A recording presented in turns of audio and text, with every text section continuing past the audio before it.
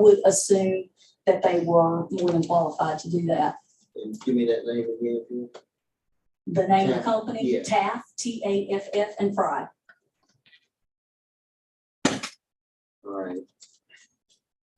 So with that being said, he asked if there was a SSI report completed, the sensitive site safety investigation. That they were more than qualified. Hold on just 1 second. Okay. And Mr. Anderson, I apologize. I don't know what SSI stands for. Oh, okay. It's a sensitive site investigation. And then that would be followed by the SSE, which is the sensitive site exploitation. And I don't claim to know what that means either. I took notes when the guy was giving her. Once again, I'm no expert in hazmat, but I will tell you that Virginia Department of Environmental Quality certified it and hired them to do it. And we did get a report. I cannot stand here and tell you the initials that go with it, but I do have a report, a certification report of some type. If I had known, I would have gotten that information, and can look it up and let you know. I'm sorry, I should present this, but I got these late myself. I understand. And he wants to know about water samples. He says there's a protected stream that flows. Of course, I don't know that. There's a protective stream that flows there. And is there water samples, were they taken from the creek or from the property? I don't know if samples were taken or not, but I do know that a stormwater study was conducted to prevent any pollution to the creek. And was that done by the Taft Group as well? That would have been done by Hurt and Profit. So any of these records that he's mentioned here, can we get those? Yes. The SSI, and I'm assuming Taft. If they exist, if you'll get me a list of what you want. I'll just forward you these Yes. questions. Yes, That's okay. I'll have to look into that and ask some questions myself, but Right, because now, I'm a layperson in all this. But I've seen here in the request that there's still, and you mentioned just now, there's still potential asbestos in the ground. yes, And we know that the property's got to be clean. But what you're asking for is demolition. yes. So I would like for us to table this till we find out the answers to some of these questions and to see, because we can't leave the asbestos because there's future plans, for that project. So so the demolition, that's going to affect that.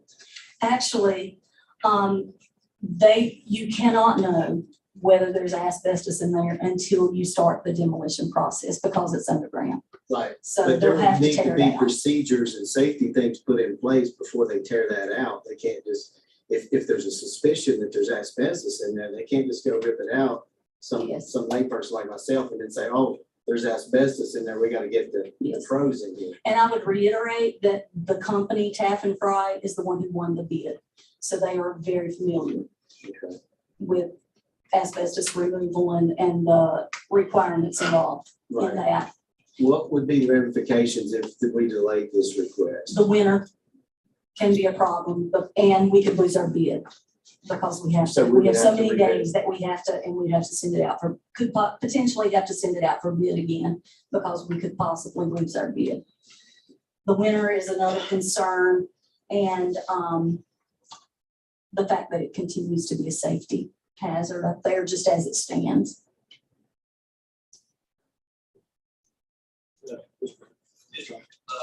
Would there be an opportunity to go back to the EDA to ask for additional funding? Can I turn that to you, Mr. Smith? Anything's possible. I just don't know what kind of appetite the EDA would have for more of their economic development monies. I can't answer that. They would have to take it, but anything's possible. But is there an opportunity in the next couple of weeks, 3 weeks before the bid runs out that we can present to the EDA for additional funding?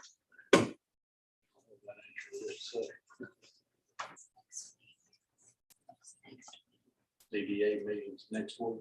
So 16th of August. we can present that on the agenda for discussion. next meeting, August 16th. Bill, Mr. Fed. Wouldn't that take was another 30 for us to rule on that, if they give it or they don't? I mean, what if they say no, we're gonna wait till the next meeting, or? That's a good. What's the staff's recommended funding source now? I mean, you're asking us for 83 grand, 88 grand. What's the recommendation of where that money comes from now? Basically, we could look at the economic development fund, What about community ARPA? development. What about ARPA? ARPA would probably be the better choice, if the board had that. Why? For that. Why the better choice? Is that based on the finance director's recommendation? Is that what you're basing it on? Yeah, that's what we had discussed. And at this point, ARPA would be where we would, if we came back to you, ARPA would be where we would probably have to. But there is another source that we could possibly use. But that's not as good as ARPA. But the amount, especially if we can get 30,000, like Personally, I would just like some of these questions answered before we, invest. I know we're gonna have to, at some point, we've got to do this. But if there, I think, just to think that there's asbestos in the ground and then may or may not leave it or can leave, I don't know. I'm just not comfortable with that approach. If we get answers to some of these questions and make sure we got all our ducks in a row as far as, the water and all that, then I would be. We have answers to the water question. The water has been studied and certified. And it is perfectly legal to leave it in the ground. Hurt and Profit has answered that question for us. It's when you start moving it is when you get into issues. If you leave it in the ground, you're gonna have to cover it up and deal with it later. It's kind of like putting a Band-Aid on it, I guess. Right. Would be the way I would say that. But your request, I think third bullet down, the request is for demolition and for 30K to cover the abatement of the possible asbestos. Yes, and then if we get that grant through, But regardless of the grant, the request is for $88,000. yes, We may get that 30,000 back if in fact it has to be spent. Is that fair? So, yeah, no, I just want to make sure. exactly, yes. Small chance that there's no asbestos. Leaving it there, burying it. And clean it up like it's supposed to be. Yeah, and I agree with Ms. Riley.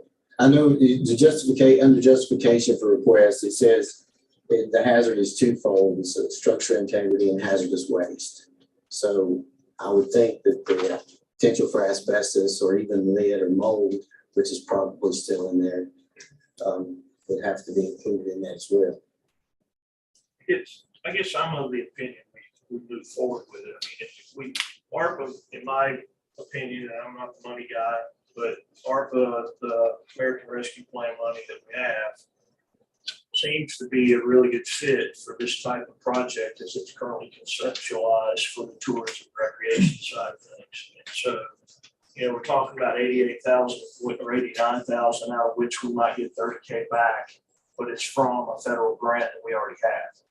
And whether or not we go to the EDA and get it, or whether or not we use ARPA money, we still are up against the clock. And if we don't decide tonight to spend it, we got to come back and have a special meeting in order to meet the time for the bid.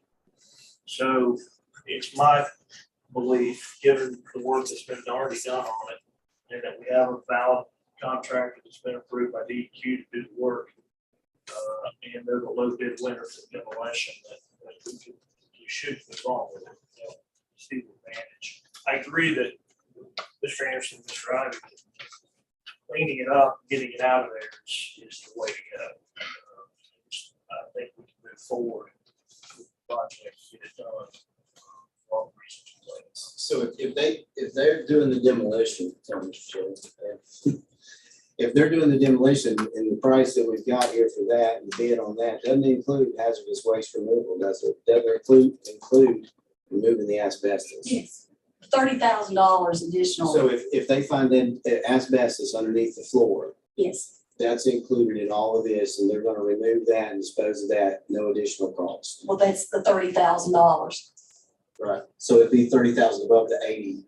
No, Right there. it's 58,000 if we leave it in the ground.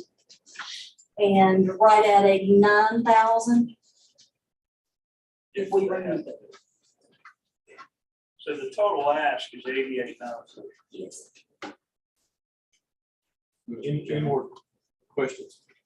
Back to the funding source, if it would be the pleasure of the board to let staff work with maybe putting it on the EDA agenda. They might have an appetite for saying, okay, if DEQ we're not paid the 30,000, maybe they might have an appetite for doing that. That would make the county's bill 55,000. I think given that we've got the new trail coming in and the Whitewater Center going up there, the EDA has finally got something in that part of the county that they can focus on. I think it'd be a good fit to partner with the county. With big pleasure, the board, we could work, staff would be willing to work with the funding with EDA and the county and come up with a presentable. Yeah, I guess I'm comfortable with whatever solution, if it's EDA or ARPA money. I mean, we have the money to do these type of things. That's what EDA does, and that's what the ARPA money's there for. I'm just thinking ARPA money because it's not direct county funding, which is EDA is.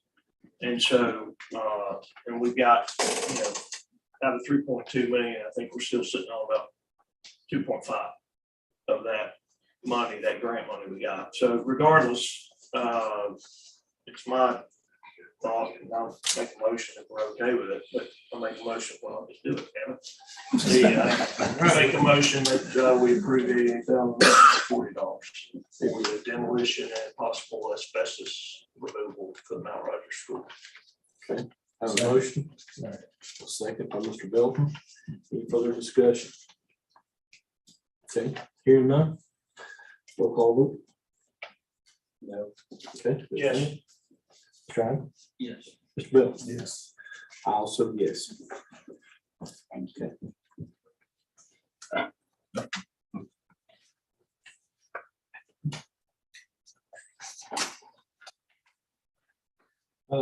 Next presentations, Ms.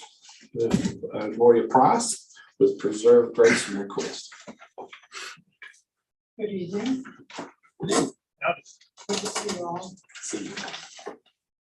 Preserve Grayson, as you know, is a volunteer citizens organization that was started from concerned citizens from all backgrounds and occupations in the county over our concerns of the impacts of the large-scale Christmas tree industry and some of the things we've observed for the last decade.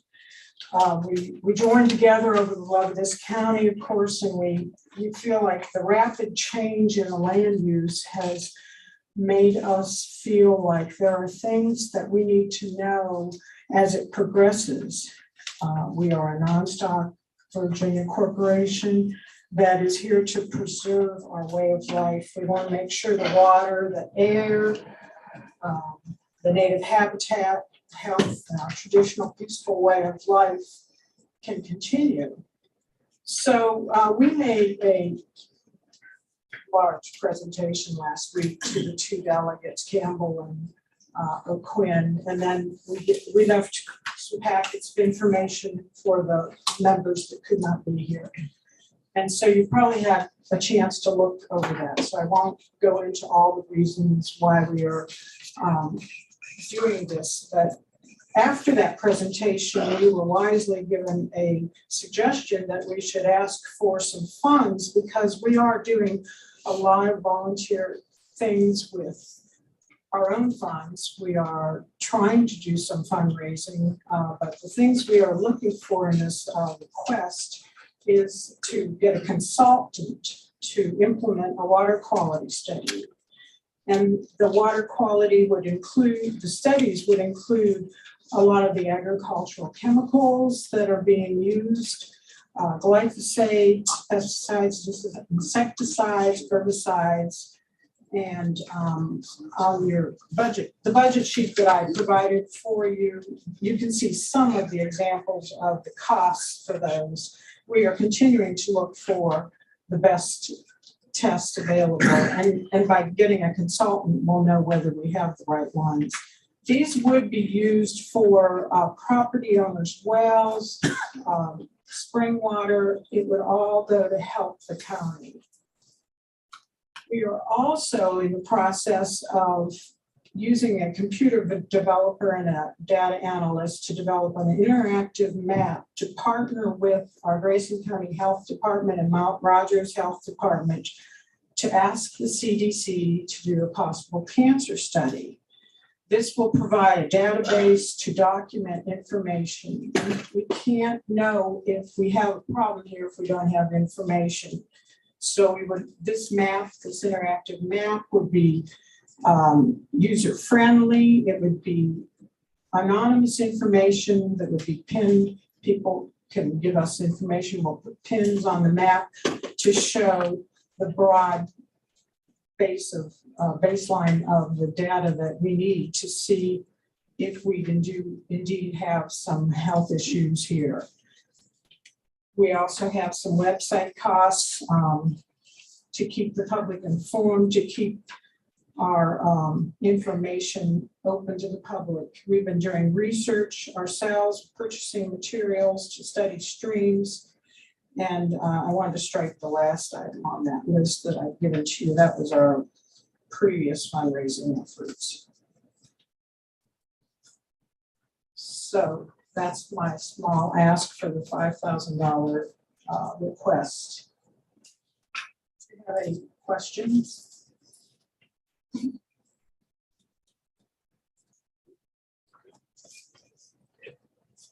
Make a motion to approve. Second. Motion to approve the request. Okay, second. Any further discussion? Madam? I'd just like to say, I appreciate the work you guys have, the group, guys and girls, have put into doing the research and getting out front on the issues that we have before us in the presentation that you made last week to the delegates. And I sat in on that, and some of the stuff was new and I was shocked by. So I will share a story. I met an individual over in the Oak Creek district who's surrounded by Christmas trees. Mm-hmm. And last summer when I went and visited him, talked with him, he was telling me a story about the folks were backpack spraying in front of his yard. The cloud rolled in. He was sitting on the porch and he could taste it. So he had to go in the house because of the spray.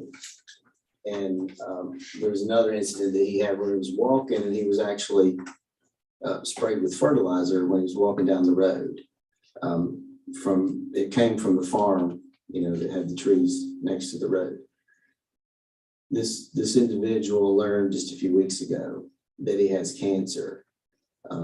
Has cancer, two different types, and this week the second type was discovered, which was lung cancer. And I don't know that, and I can't say, or anyone probably can't say exactly, why or what caused that, but it does seem very coincidental that he presented these issues a year ago. And I think from him, he's convinced that that's what it came from. But there's a lot of coincidences like that, and you guys shared a lot of stories. So I wanted to share one that I was aware of with you, and I appreciate what you're doing. Well, thank you. We have a number of our members here this evening that appreciate your attention tonight. We'll go ahead and I'm going to leave cards for those of you that don't know about us out on the table if you'd like to check out our website. we have a motion before the board with a second. Roll call vote. Mr. Anderson? Yes. Mr. Freeman. Aye. Mr. Ivy. Aye. Mr. Belton. Aye. Also aye. Thank you so much. Thank you for your. Thank you. Now we're gonna let you put on a different hat I'm gonna speak to the and Department of speak to Elections. the concerning the registrar's office regarding the election official update. This one's an even shorter report. We are happy to say that since we've been wrestling the bushes, we've been talking, and so have you, that we do have enough officers of election for the November election.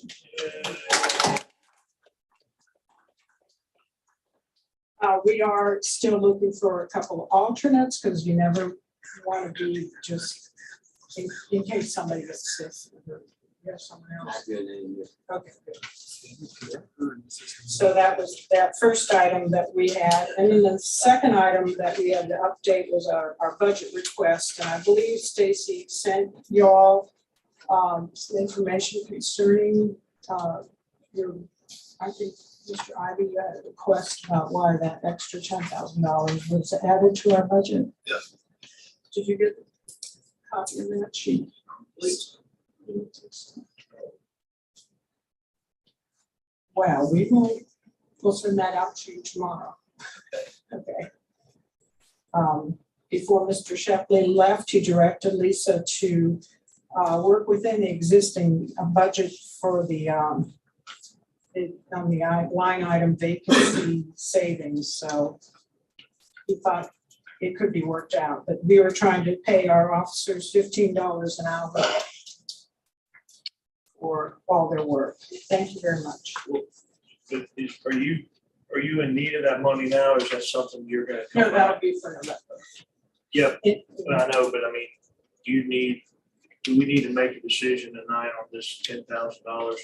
The staff needs to work and figure out first. That's what I'm hearing. We questioned the breakdown of what that $10,000 was for. And I had. Yeah, I Well, understand. we could get it to you for the September meeting That'll work. if you didn't get it. Yeah. Okay. Thank you. Thank you. Very much. Our next presenter is Mr. Paul Hall with Grayson County Emergency Services Coordinator with demo burn issue. Thank you, gentlemen. It's been said that if I come before the board, whatever I'm bringing is going to be complicated, controversial, and expensive. So we're going to try and break the cycle tonight and make something simple. We've had several requests since I've been with the county involving demolition of buildings for purposes of basic community service. And when I started researching this, there's a couple of things that jumped out at me. One, we don't have a consistent policy in the county for doing it. It has always been kind of at the discretion of the fire department, the volunteer fire department, and whether or not they felt they could safely support a burn operation. We do have a permit process through our building official to authorize it under certain circumstances, and I've had discussions with them. We're pretty comfortable with that process.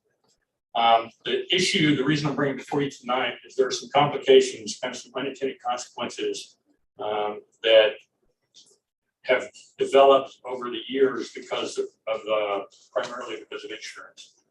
So demolition of a building for purposes of just removing a building for community aesthetics or things like that does not constitute an emergency operation.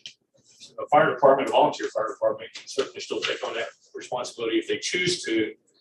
But because the county pays their insurance, their workers' comp insurance, and their line of duty insurance, it would not be covered under those processes. So it would be similar to pulling a car out of a ditch. That's not an emergency operation. If one of our people gets hurt doing something like that, it would not be covered. There are some ways that we can work with this, though, and I wanted to bring them to your attention so we can come up with a consistent policy for the county. One of the ways that we can do it, and we have done it in the past, we've done one recently in the Baywood community, is we can take a burn and turn it into a training operation for our fire departments. Generally, there will be multiple departments, so there's actually some benefit to more than one agency when we do that. The advantage for us in doing that, of course, is we get better trained firefighters and emergency responders. the advantage for purposes of training may be limited by the condition of the building. There are some buildings that we're not going to go inside and do internal operations. But we may be able to do some exterior operations and still benefit from training for that. If we do a scheduled burn for purposes of training, that is covered under workers' comp and liability, just like any other training evolution we do. There are some other liabilities that would not remove, but the big ones would be covered. I also queried the surrounding jurisdictions to see if they had policies, so we could be kind of global in our approach to this. Washington County does not have a policy, so it's basically still the discretion of the local fire departments. Smith County, I didn't get a response back, not yet anyway. Witt County essentially leaves it to their volunteer fire departments to determine. Carroll County does allow it, assuming they go through the building official and obtain a permit for demo, and Galax does the same thing. So we get a kind of a spectrum for the way that people are dealing with it. So some of the advantages for doing demolition burns, aesthetics is a big one. So if we have a building that's in bad shape, it doesn't look good for anybody, the property owner, or for the rest of the community. If we can take that building out of play, then that's good for everybody. It also improves public safety. So most of these buildings that we're talking about are vacant buildings. And so we have people that can be in the buildings who are not supposed to. They're a challenging environment because kids like to play in them. I know that was one of them. And as long as those buildings remain though, then there's going to be continuing risks involved with that. So there's also a kind of a perception of community service by removing these buildings. It helps the fire departments with their visibility in the community and potentially with their fundraising abilities. A lot of people that are doing the demo burns or requesting demo burns do support the fire departments with donations. And of course, again, like I said, it gives us opportunity to train our people. Some of the disadvantages, there are some liabilities. So if we can cover the insurance parts of that, but if we end up damaging somebody's property, or if we have a fire that were to get out of hand and spread outside of a property, that would be an issue, of course. We're pretty comfortable that we can control those kind of problems, so we wouldn't be doing the burn, we wouldn't approve it in the first place.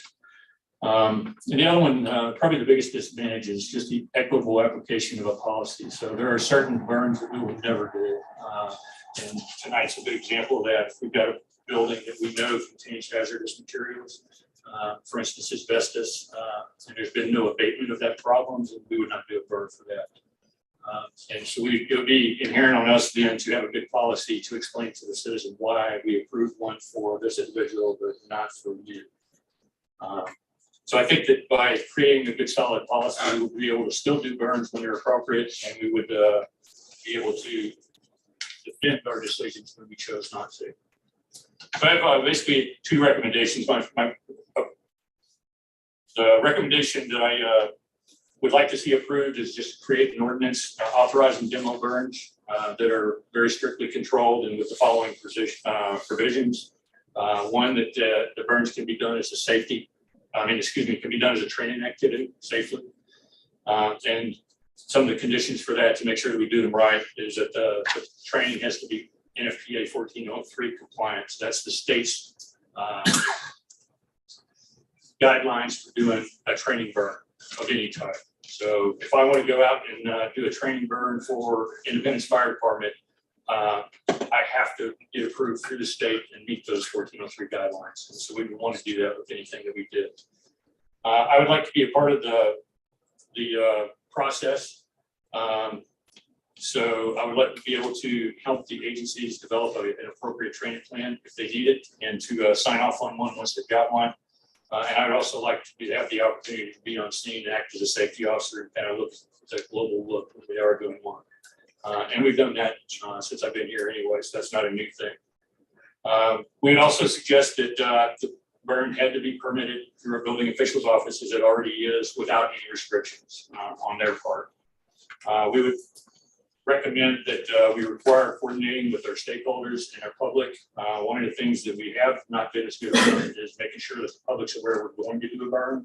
So we think that a 10-day notification to the surrounding community to let them know what's going to be happening would make it more publicly successful. And then we also want to make sure that our other partners, our Sheriff's Office, Department of Forestry, Department of Transportation, when appropriate, that they're all part of the process also. If we choose not to create an ordinance, then I would, in order to remove the current liabilities that are unstated, or unresolved, I think we should amend the current burn ordinance to specifically address demo burns. It would be that we're not doing them at all. Most places in the state, it's kind of dependent on whether you're rural areas do demo burns. Metro areas and municipal areas don't. It's just kind of the way it is.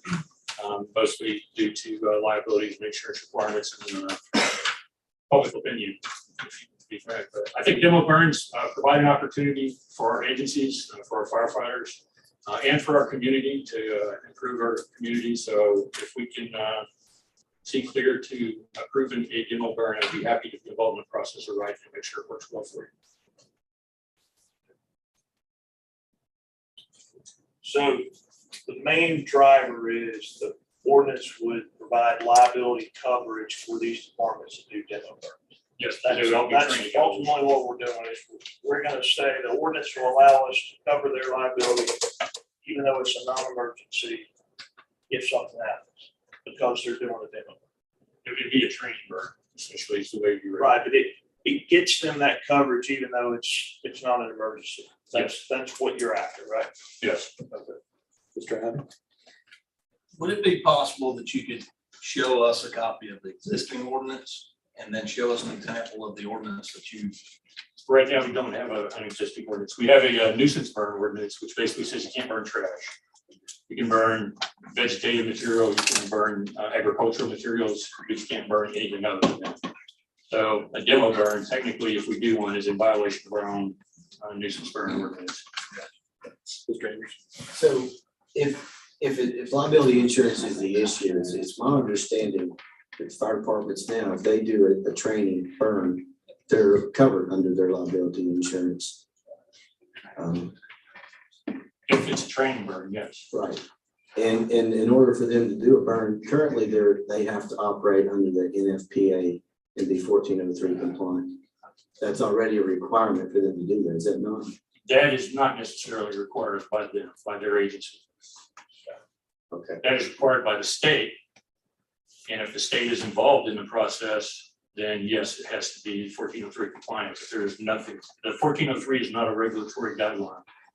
Is a recommendation by the National Fire Protection So the Association. state requires the NFPA 1403 compliance. Yes, for anything that they're associated with. But so it's already a requirement, but it's a state requirement, not a local requirement. Is that? am I That's getting it correct. right? Okay. And so if the other issue is liability insurance and they're already covered under their liability insurance, Minister, if they do a training, we have their liability insurance. is that through Anderson Insurance Agency? Because I did a little research and that was the feedback that I got, that they are covered as long as it's a training. Yes, sir. So if they're doing a burn and it's training, they're covered. Yes, sir. So they're already covered. Demo burns have not traditionally been run as training burns. They've been run as community events or community services. So what I'm trying to do is make sure if we do a demo burn, that it is for training purposes and that we can justify it under our current liability insurance and our load. Have you gotten some feedback from the fire departments on their? Fire departments like to do demo burns. They have the training associated with it. But on the ordinance, because my issue with is when we do a lot of ordinances, we provide a lot of unnecessary oversight sometimes, is my concern. So have you got any feedback from the fire departments about their desire to have an ordinance? I have not addressed it specifically other than as a liability issue now. I have not talked to any of the agencies who would be opposed to being able to do demo burns. None of them want to stop doing it. What I'm trying to do is close the loop so that when we decide that we want to do this and improve the service to the community, that we're not in violation of our own standing ordinance, which we are right now. But if they're doing training, even though you're calling it a demo burn, just calling it a training burn, aren't we good? I mean, I'm trying to place some standards so that the training burn meets specific guidelines. So if anybody ever comes back and questions it, if there's a line of duty investigation, which there would be if somebody is hurt, then we can go back and show them that we've got a valid training plan, that we took these actions to make sure that the training is going to be carried out safely. And right now, that is not the standard. It's not been the standard historically. The only change we would see is how are we preparing for these burns to make sure that our people are protected. Well, and the change also would be that they gotta be granted permission now That's correct. by the ESC, whereas now they have discretion on They on their own. granted by the building official, not by me. But as it stands right now, so right now the building official will contact me if there's a request for a demo burn. But again, I don't have anything to base it on other than whether or not there's a hazardous material. Yes, sir, Mr. Knight. The commission, has this been talked about in the commission? I've not put this in front of the commission. I would like to hear what the commission has to say before we We're just, happy to put it in front of them. we just bring it from your office here. Is that- I've looked at this more as a administrative change than it really doesn't change much, policy per se. What it does actually is make it easier for them to do what we've been doing already, and get some coverage for what we've been doing. But It yeah, sounds like it actually creates a policy, right? it creates What you said. yeah. Right now, we're operating in a vacuum. If I were an insurance investigator and we had somebody injured, whether it's workers' comp or line of duty, and the first thing I'm going to do is say, who authorized that and under what circumstances? And right now, they have no protection. So there's no emergency, so why are they out there? Well, it's a training plan, show me. If it's a training deal, there should be something that indicates that it was training. So what I'm trying to do is make sure we have documentation for what we're doing. So, but again, I'm happy to put it in front of the commission to get a voter support or Consensus or consensus, yeah. Table, so is there? All right, I can request it be placed on the September agenda for the commission. Other questions? Thanks. Appreciate what you do. Thank you. We've been at this almost 2 hours, so we're going to take a short recess and be back at this at 9 o'clock.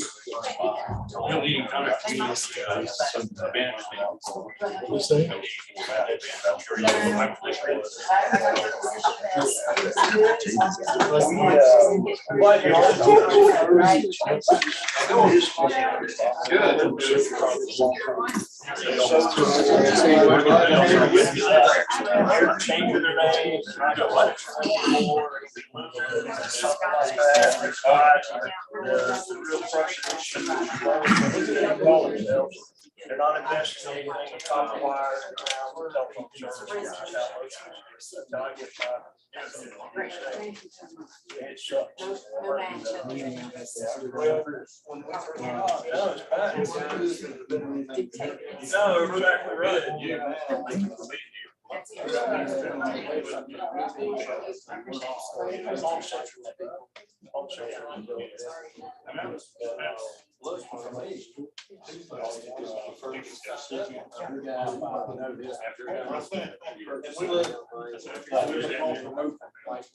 Yeah, because I can see, no fish pump for you. So I'm having to support. Your wife. Hey, Hey, I I'm know, I remember you when you were terrorizing your brother while we were taking piano lessons. I didn't, I just got brought along to sit there and watch you two Well, we were shove being each other's tortured hand by in the my fish mom, we tank. tortured her back. Really, one of you pushed the other into the fish tank. I swear, That I'll would be never me. forget it. I'll never forget it. So I'm her husband. I'm so I was like, I'm sorry. no, me. Well, even so, any of us. I was gonna let you talk about it. Starlink. They not getting around. Betcha. I made this Starlink. Yeah, you were talking, I wanted you to talk to my husband. Okay. Y'all talk. We're good, Starlink. I had some new neighbors coming. No, you have to check every 3 days. Well, It's that, about the little, there's a little, if you go on the Deb map, and the Ricky, little map. Deb comes from Wisconsin. There is a thing. Now they got a new She likes to program play the board that's for games. RVs. $45 extra a month. And So if you can afford it, $35 a month. pretty interesting. I haven't met Ricky in the board Right, where you- game people. She says, So I can get it in that's if because I I'm don't. from Right Wisconsin. now, Maybe I can just fill them out You in can the go on RV there, put your credit card, and it'll be here in 3 days. and it'll work. It'll work. I signed And up it's for 3 it. times faster than gigabit. So I'm. See, I keep Except going to for the Starlink fiber. too, and they I say, just need check an back in option. 2023. That's what it's on the option. I have no option. Starlink. So I'm the exception. Well, that, which is no option. Now the bright I was speed. under 2 hours in the chat window waiting on somebody to answer the call. The company won't let it. So we're kind of in a unique situation. No, I filed an FCC complaint on Starlink like 6 years ago. And, On Starlink or? no, essentially, Yeah. because I had a problem out in Elm Creek, and they ended up running median wire, so we got it, they never done it, like it. Well, the FCC just says a link. They won't do anything. Well, drop a rain, well, Is that would have been knocked out local? too, so. Well, here's, They have a Connecticut, it's one of my forums. it's not across the road. And. it was Dog show signs like like this. that. It was Just a messenger. They just wrapped the trash bag around it. And it's been that way for years. Now it's just shreds. They didn't replace it. Everything. So they finally did do something. But they said the line said, every time you touch it, it just about crumbles. That's it. Here's the decision, essentially. So a few months ago, there was a coalition of counties, and we were part of it, that set up issues with CenturyLink, and SEC had a special hearing and fixed some of those. But it sounds like we need to do something again like that, because just us, going to SEC's not gonna get done. But we ain't the only ones that got issues, because CenturyLink's been for a while. So I'm glad you're here, let's talk about it. But I think that's probably where we can, something like that.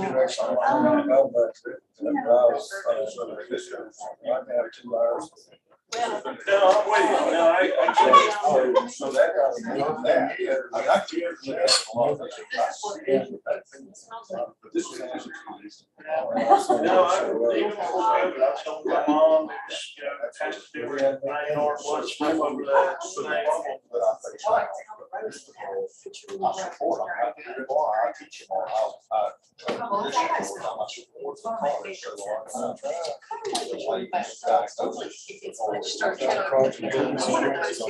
It kind of has the, That's the problem. it has Now there's a lot of times where I think it's got. but I like it. I like it. Yeah.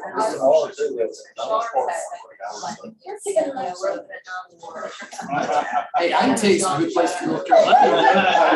And then coffee's good too. It's better to laugh than cry. I feel like crying at times. Yes. Chinese places. Right next to Super Bowl, and I would walk in there and you just.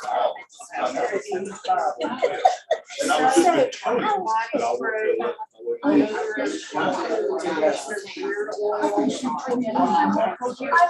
always seen that, and They've got a teacher. Deputy sheriff. They got famous on that. Pulls a car all over the road. They can't pull up, still with license. They can't even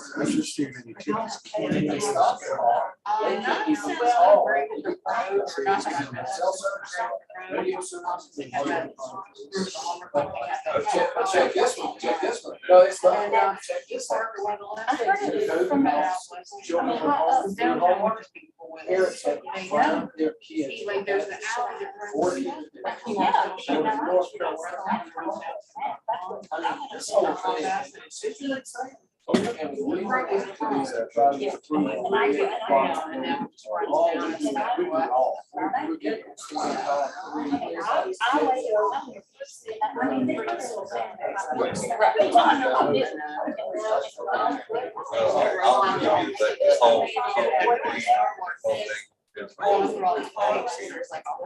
Started in 2018.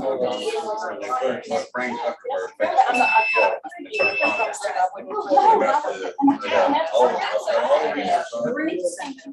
I've been in the industry for a long time. They've got all the grant money. Whenever we got all privacy issues, privacy issues right there, that's why they haven't decided to pay the deal. So maybe you have the custody. That's what I'm saying. They switched runs to the big fiber. They've got set up their agreement. I need to buy it. Everybody's doing it. Okay, I should. Their fiber, their service. Supervisors. Probably, I told the guy. And they won't have it. So we're calling the fire saying somebody. I'm just saying that everybody's getting like his company has to. And this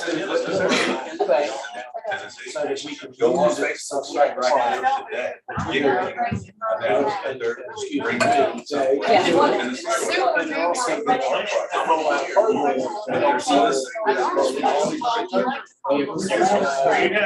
You want emails?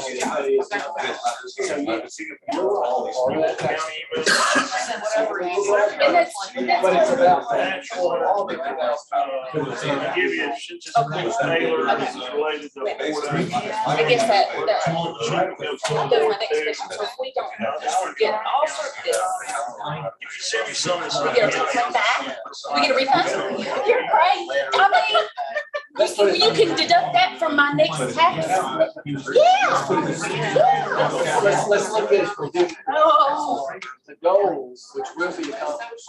What do you think that will happen? I mean, why are they being right.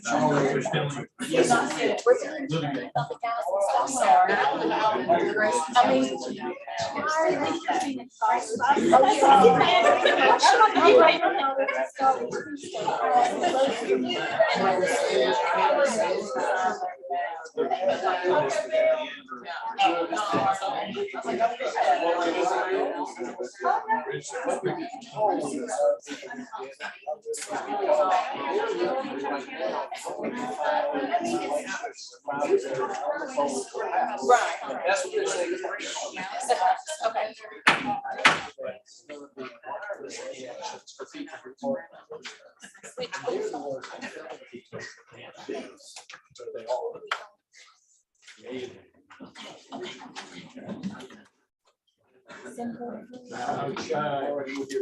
Go ahead and call our meeting back to order. I know a lot of people have come and they've given their time to express any comments or something during their public comment period, and so I want to go ahead and move forward. Our last presenter under presentations is Mr. Jada Black, Grayson County Planning and Zoning Director, concerning the Moxley Bridge Road abandonment. Yes, thank you. So I come to you tonight and I believe there is a fact sheet that was presented to you for a review. And I come to you tonight with a curt request from Mr. Brett Jarrett I believe that was also presented in your board packet. But I will go on and read it for the public here. It says, I am writing this letter to request that you consider the abandonment of 1/10 of a mile of Moxley Ridge Road that lies within the River Meadows subdivision. As part of this abandonment, we are proposing a gate, the entrance into our subdivision, providing for the required and necessary turnaround for the state vehicles at the proposed gate. The request comes as a result of a constant flow of outside traffic utilizing our private pavilion and river entrance, leaving behind their trash and common area vandalism and damage. We have met with representatives of VDOT, and I believe they are on board with the proposal. We would appreciate your consideration and welcome the opportunity to answer questions that you may have concerning the request. So I did contact Mr. Jarrett as part of this request and provided to you the fact sheet based on that conversation. So going through the process of the abandonment, I also contacted our Virginia Water Authority, which you know is housed in that subdivision. Also have talked with VDOT about the abandonment, what would be required, which is the T turnaround. The other thing I want to mention, this subdivision was also a hot topic at one time because the columns that were actually installed at the entrance was put in the VDOT right of way. The new owner has agreed to remove those columns. He does not want them. It is a hazard for emergency fire and rescue because it's so narrow. They have a hard time getting through in addition to VDOT's plows for maintenance. So Mr. Jarrett has agreed to provide a deeded T turnaround for VDOT, and he will remove those columns if the request is granted. The gate that he is planning to use is nothing more than just an arm like you would see at a hospital. It would be keyed access into the subdivision. It's my understanding the Virginia Water Authority was receiving some damages in their area up there. And I also, the other thing that I wanted to mention, I also talked to the town of Independence. Interim town manager agreed, in addition to the board, water board, also agreed that the abandonment. So with that being said, do you have any questions for me about that request? Mr. Bell? What about, and that's all dirt road, Yes, sir. and part of it's, you go through a lot of North Carolina to get to it. Yes, sir. What about North Carolina? Are they going? Now, the section that they're only abandoning is inside of the subdivision itself, which is 1/10 of a mile. And it's in Virginia. But to the gate will still be. In Virginia, yes.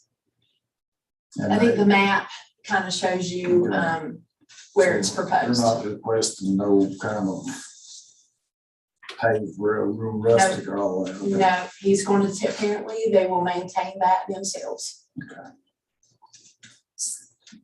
Anything else? Just for clarity, so they want to abandon a state maintained road, but yet there's still government access required because of the water authority folks, right? Yes. So why can't they just put a gate up and VDOT has the code and they can still keep a state maintained road? What's the?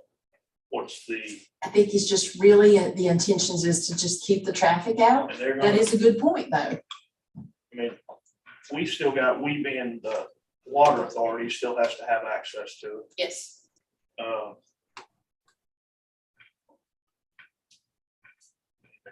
guess if they want to abandon it. So are we looking to take action on this tonight? Like we already had it proposed. And I wanted to mention that I do have a resolution with an intent to abandon for tonight's board packet, if the board so chooses. to proceed with that advertisement for public hearing. So what you're really asking is to approve the public hearing deal. Yes, sir. Mr. Smith? I was just gonna mention one thing that I've been over there being on the water authority. I'm not on it now, but those columns, this would eliminate an issue for Grayson County. Getting rid of those columns. They are close, an emergency vehicle, whether it be an ambulance or a fire truck going through those, fire truck especially. And this would eliminate a hazard for us. And I did speak with Paul in regards to emergency management. And it is my understanding that emergency management has a specific code for those to be able to access that in the event of emergency. So, Mr. Chairman, the columns you said that he put on the state right away. It's not, it was the previous owner, not the new owner. Previous owner put columns on the Yes, state sir. right away, and he's willing to take them down if he gets his wishes. But wouldn't he be required to take them down anyway if they're on state right away? That is a good question, and I posed that back to VDOT. They have not addressed it. I'd like to know the answer to it. I've got some documentation where previous planning director has tried to inquire, but the previous owner just did not proceed with the. But VDOT's not give you a response, is that They just, No, sir. they didn't push it at the time. They did not. Because it sounds like a safety issue whether we approve it or which we don't approve it. I think it was just a matter of, hey, we finally get what we've asked for so long. And he's agreed to terminate them and not even put them back up. Because I tried to encourage him to just take the columns and move them.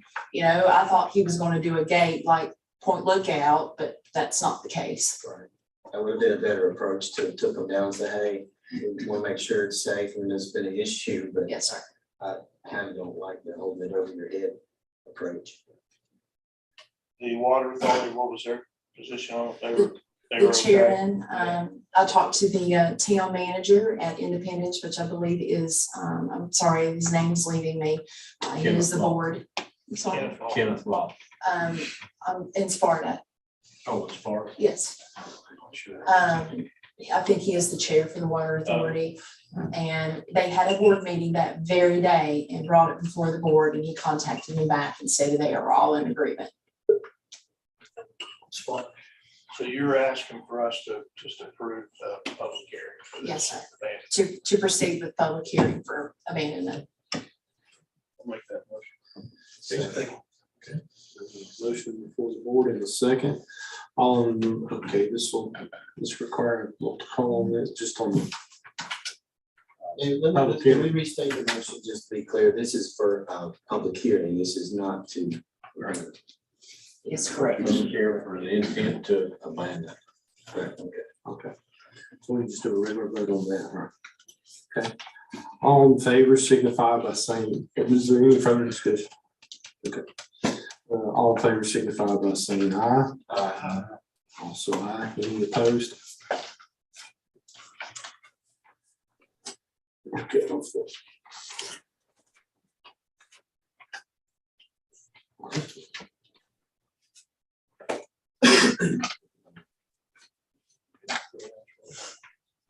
It's under old business, Greenhouse Road abandonment.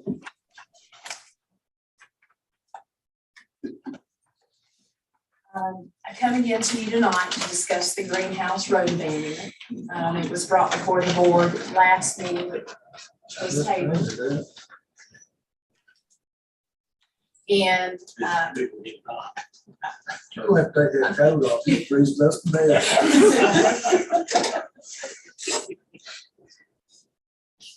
Greenhouse, come before the board last meeting, and it was tabled. Just to be able to have everyone here available tonight to make a decision.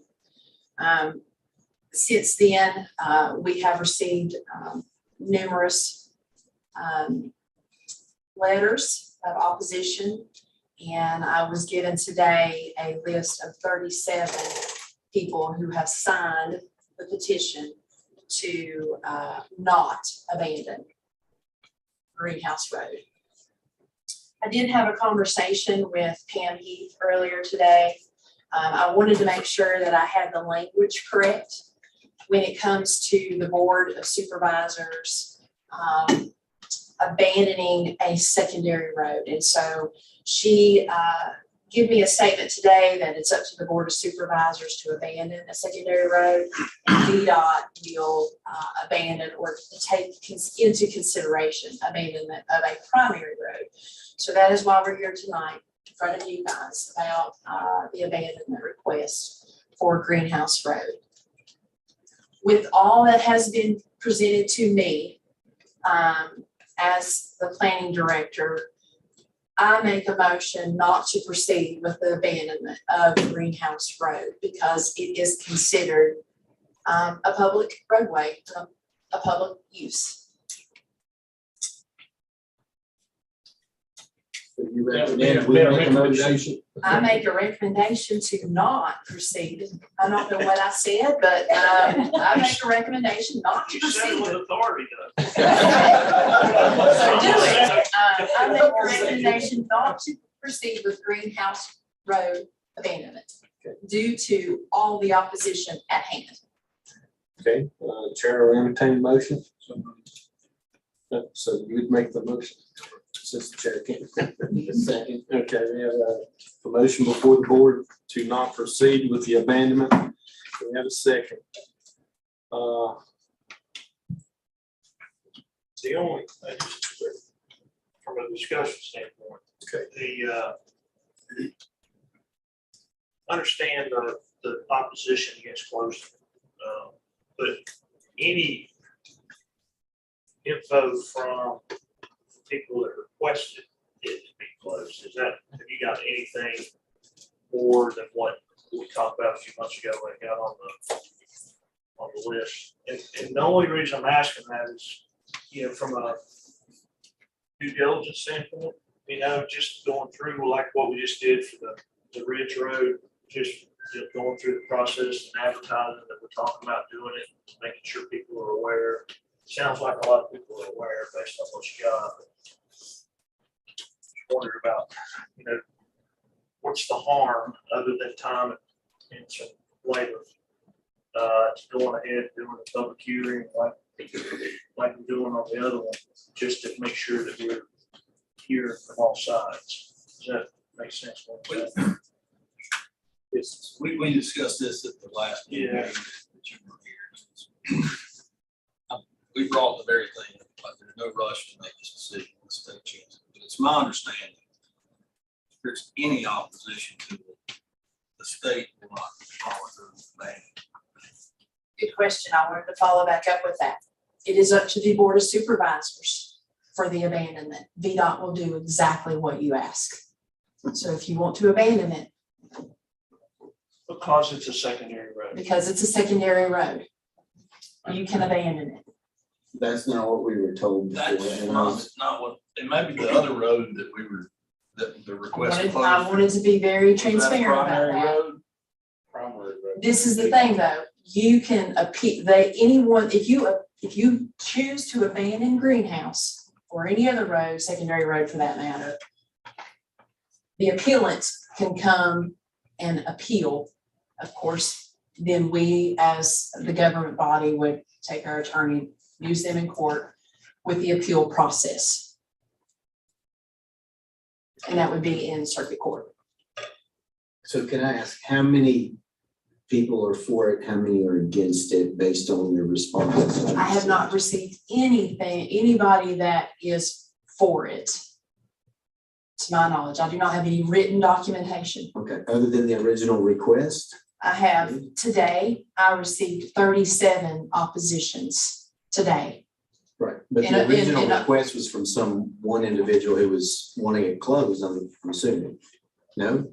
How did we get this on the? I'm going from the previous board minutes in May the 12th when Supervisor Fant requested that staff proceed with the procedures of abandonment. Yeah, I was approached by some residents down in that area that most of that road runs through, farmland. But they had asked us to consider closing it for a variety of reasons. Said, okay, I'll run it, we'll take it, put it in the process. I explained them to the process. That's how we got to this point. Okay. So but I think to follow up, what my thought is what's the harm in running the process on the public hearing just to make sure that we've done, and I think you mentioned we have an option to advertise actually on the road. So people that are Traversing. using it, would have signs there saying, they're thinking about abandoning this road. Yes. That's kind of my thought is what's the harm in holding a public hearing, make sure everybody hears it regardless of what the outcome. So let me explain how the advertisement process works. We have two ways of advertising. We can advertise 2 consecutive weeks that we're holding a public hearing in the newspaper, whether it's Galax or Deck or both. The other option we have is to post it every so many feet along Greenhouse Road. It is staff's recommendation, if we choose to go that route, that we use the road advertisement.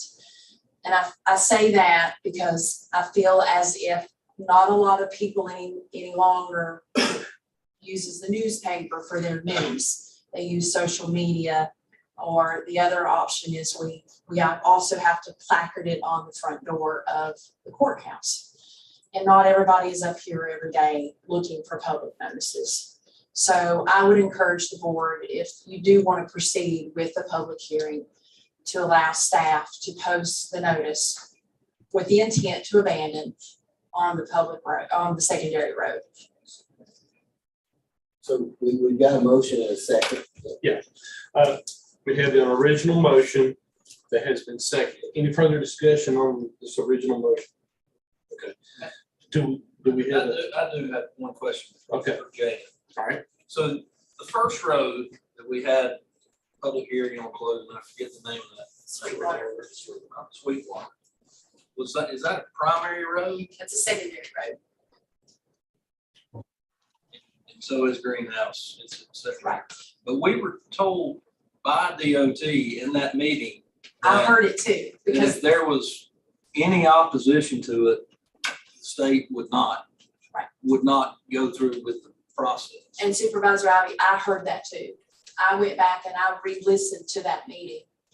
And that's why I confirmed today with her exactly what the requirements are. So has she misspoken, or was she referring to an old? No, okay. So I guess it doesn't matter. even if we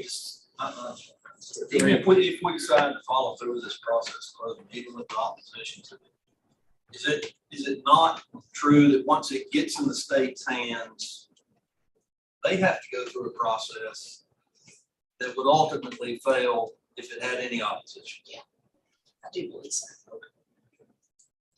All right. So we got the original motion, which is to not pursue the abandonment. And is there a second motion before the board?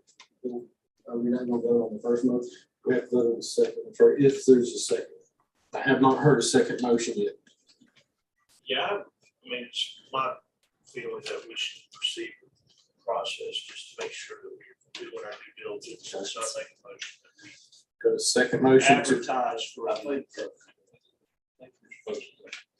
One motion. you can amend the motion. you can amend You it. vote on the amendment and then you, Well, nobody said anything about amending, they said second motion. well, so I'll make an amendment to the motion. Does that have to be seconded? It has to be second. So that's my amendment to the motion is that we proceed with Amendment, proceed with that. the scheduling of the public hearing for the abandonment of Greenhouse Road. Okay. Second. The second motion dies. Without a second. Okay, so going back to the original motion, I'll ask for roll call vote on this. Mr. Hayes.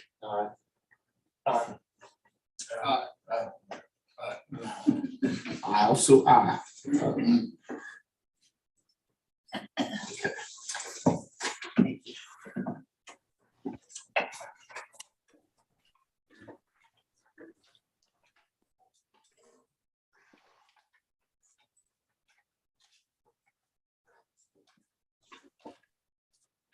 Next, we'll proceed to new business.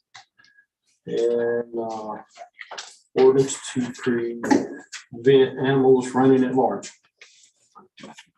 Chairman, I'd just like to say that Mr. Durbin, our county attorney, has stayed on for this. If there's any questions that he needs to be available for, at which time after the vote is taken, I'm sure he will leave then. But he has stayed on in case you have any questions of him.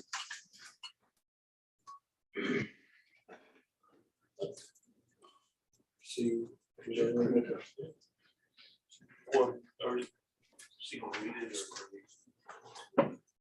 Can we just get a summarization of what some of the folks out there probably are wondering what. Yeah, we can, I don't think it's that lengthy anyway, the ordinance itself. Can we get staff to do a reading of that?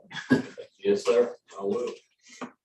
An ordinance of the Grayson County Board of Supervisors regulating and prohibiting animals trespassing or running at large on public highways. Whereas the public has raised concern with regard to animals trespassing on private property and running at large upon the public highways, and whereas the Board of Supervisors in Grayson County, Virginia, the board finds that allowing animals to trespass and run at large on public highways in Grayson County, Virginia constitutes a threat to health, safety, and public welfare of the citizens of Grayson County, Virginia. And whereas pursuant to the authority provided to Grayson County, Virginia, found in section 5.2-1218, 3.2-6543, and 3.2-6569 of the Code of Virginia 1950 as amended. And upon consideration after public hearing duly advertised, the Board of Supervisors of Grayson County, Virginia has determined to regulate and prohibit the trespassing of animals and the running of large animals on public highways in Grayson County, Virginia. Now therefore be ordained by the Grayson County Board of Supervisors as follows.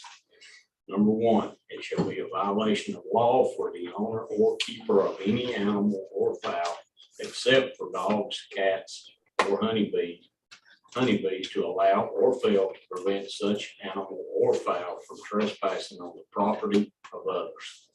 Such animal or fowl must remain on the real estate upon which such animal or fowl is kept and upon the real estate located in the Grayson County, Virginia, in which the owner or keeper of such animals or fowl has the right to keep such animal or fowl.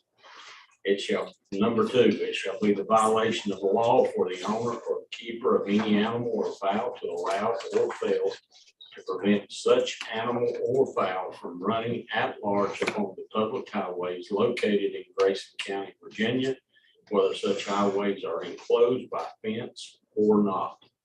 Number three, this section shall not be applicable to dogs, cats, or honeybees. Number four, on notification that an owner or keeper's animal or fowl is trespassing or running at large on the public highways, the owner or keeper has the responsibility to immediately capture and secure such animal and return the animal to the owner or keeper's possession and control. Number five, any animal control officer or law enforcement officer having jurisdiction within Grayson County may, should that officer find any animal trespassing or running at large upon any public highway, Grayson County, Virginia, capture and impound such animal and or require the owner or keeper of such animal to immediately capture and remove such animals from trespassing or from running at large on the public highway.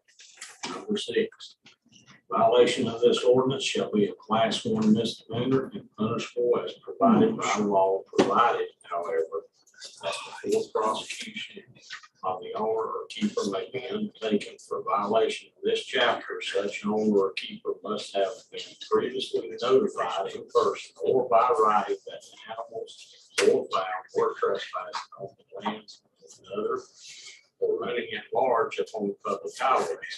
In addition to any penalty herein provided, The owner or keeper of any animal found running at large on public highways and impounded as provided herein shall pay for the cost of capture and impoundment prior to the return of the animal or fowl. This ordinance shall take effect 12 calendar months from the date of adoption.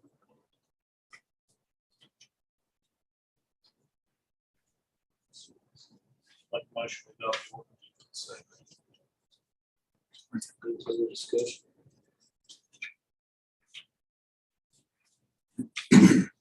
So class one misdemeanor is punishable by 12 months of jail, or last time I was within the code, it was $2,300. Is that correct? 2,500. Is that correct, Mr. Durbin? That's correct.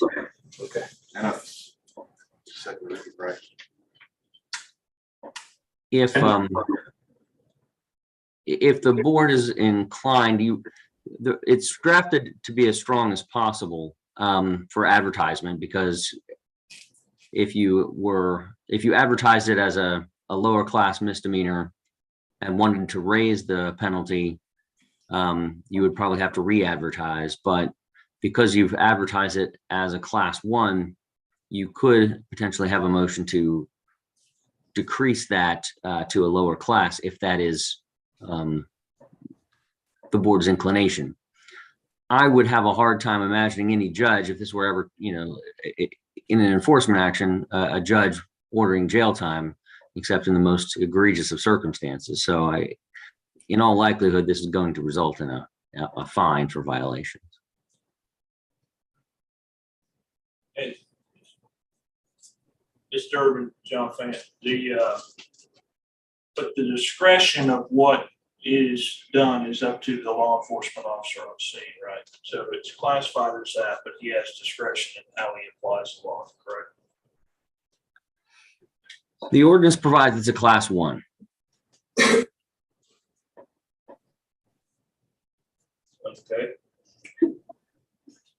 But so you're saying that just flat out, that's what the ordinance says, but no comment on the discretion? I think it would be charged as a class one if it were enforced. It's as far as what penalty a citizen might get, again, that would be within the discretion of the judge. Thank you. Yes. So if we're creating an ordinance and we're relying on the discretion of a judge, in light of what we've all seen recently, I'm not comfortable with relying on the discretion of a judge, to be honest with you. Yes. So the Ag Advisory Committee that worked on this for 2 years, at least 2 years. Been in discussion longer than that. There are, just like there are bad Christmas tree growers, there are bad livestock owners that don't fence, and something has to be done. To me, this is about as benign as anything that we could adopt. I don't see a deputy sheriff even file charges on anybody for this unless they're habitual offenders. But it also keeps the fence out part that cattle producers and livestock producers love. So I want to commend the Ag Advisory Council for coming up with something that would give protections and the sheriff's department the ability to enforce it. Yes. If we don't pass this, we do not pass this ordinance, the fence in, fence out still stays the same from understanding it correctly. So, and to here again, if we're gonna rely on the discretion of a deputy, a sheriff, or a judge, and we know who those folks are now, but in another few years, maybe a whole different group of folks calling those shots. There again, I'm not comfortable with additional laws and penalties. We've lived with this for a long time. I understand some of the concerns and complaints, but That's my position. I would, I respect Supervisor Anderson's position. I would just throw out an option to the board that you have the opportunity to amend the ordinance and adopt it tonight as providing a class 3 or class 4 misdemeanor penalty. That's an option as well, which would carry, I think, $500 maximum penalty or $250 maximum penalty. You've advertised for a class 1, so I see no reason why you couldn't adopt a less stringent ordinance.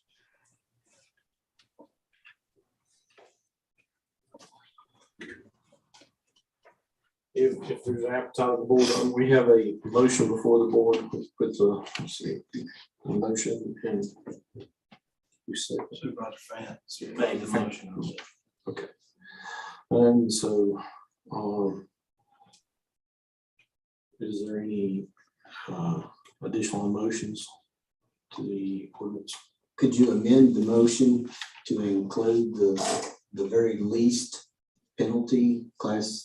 Is it class 4, Mr. Durbin? I believe class 4 would be a $250 max fine. So I'm, Class 3 would be $500. okay. I'd like to amend the motion, make it a class 4. Okay. So we have a motion to amend it. Is there a second to that motion? Can we still discuss this before, or do we have to? Gotta do a second or the motion dies before you discuss. Really want to ask the county attorney Okay. something. So Mr. Durbin, if we were to change it to a 4, how hard would it be to change it back to a 1? You would have to advertise it again. That's all.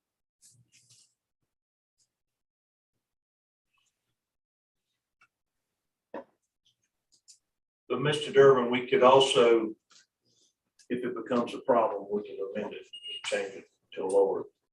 We wouldn't have to advertise, Then we wouldn't have to make it low. But by the time you do that, somebody's already been charged with the hire, and they're not gonna be able to go back and say, well, they changed this 6 months after I was charged with a class 1 misdemeanor. Well, keep in mind, it doesn't take effect for another year. So there's plenty of time for folks to kind of get things in order if they happen to be the ones violating it. But I kind of with, I think the sense of board is the majority of farmers around here are pretty good at trying to keep their advantage, keep their livestock on their farm. So here, no second to the amendment. That motion dies. So roll call vote. If there's no further discussion. Okay, Mr. Anderson. No. Mr. Fan. Aye. Mr. Ivey. Aye. Mr. Bell.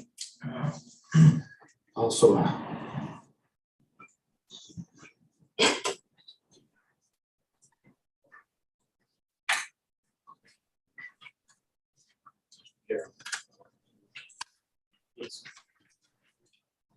Mr. Durbin, we certainly appreciate your attendance by Zoom and being patient with us. Always glad to do it. Hope I was of some assistance tonight, and I'll bid you all a good evening. Make sure you bring your bicycle down and ride that route. That was a pretty interesting presentation. I'll have to put that on the list.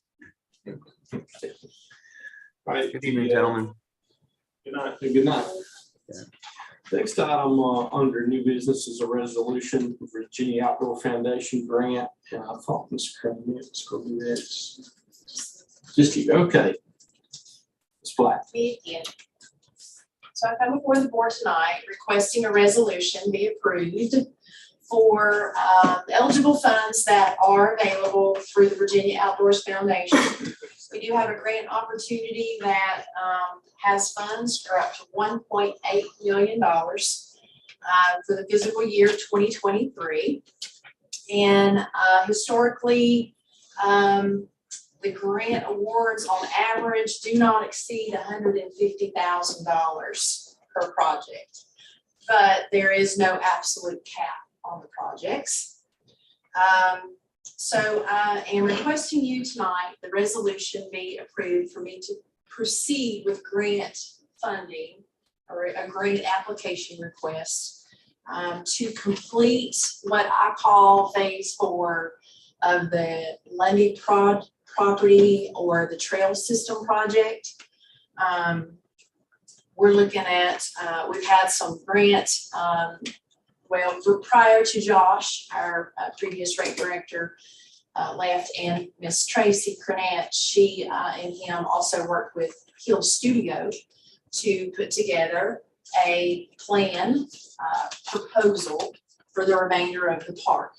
And that could include anything from the bike trails that we want to implement.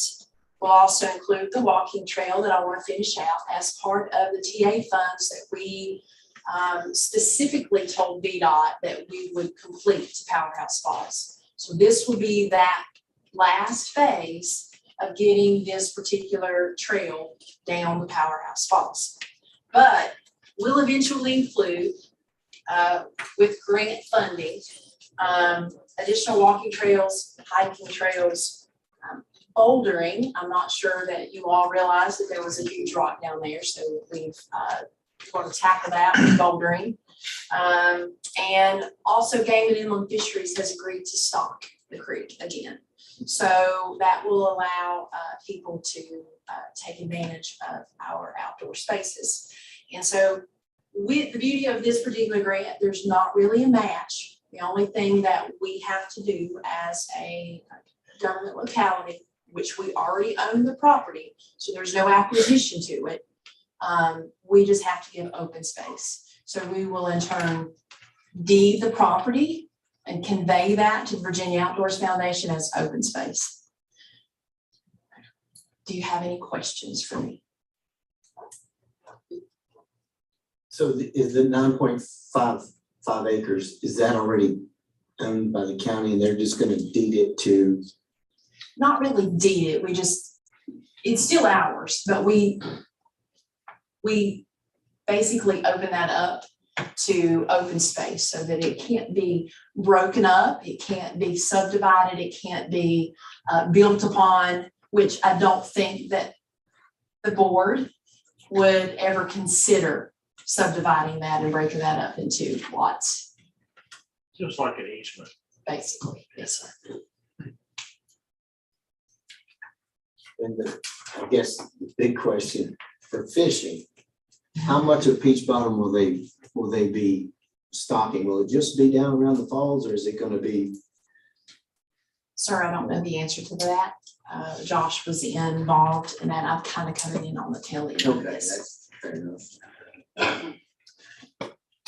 The Game Commission's policy, if someone has their own posted, they won't. So I don't know the adjoining property owners. So probably go as far as the first posted. Yeah, I'm sorry, it's general. The other intent is to actually have the approved parking lot. We already have an erosion and sediment control approved plan for that parking lot down there.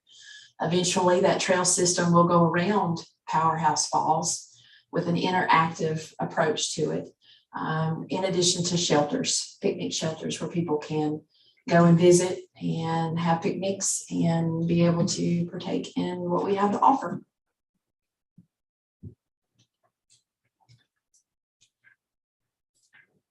Make a motion, we approve the resolution. Second. Any further discussion? Waive the reading or you have one here? Okay. That's agreeable for us, Nick. Okay.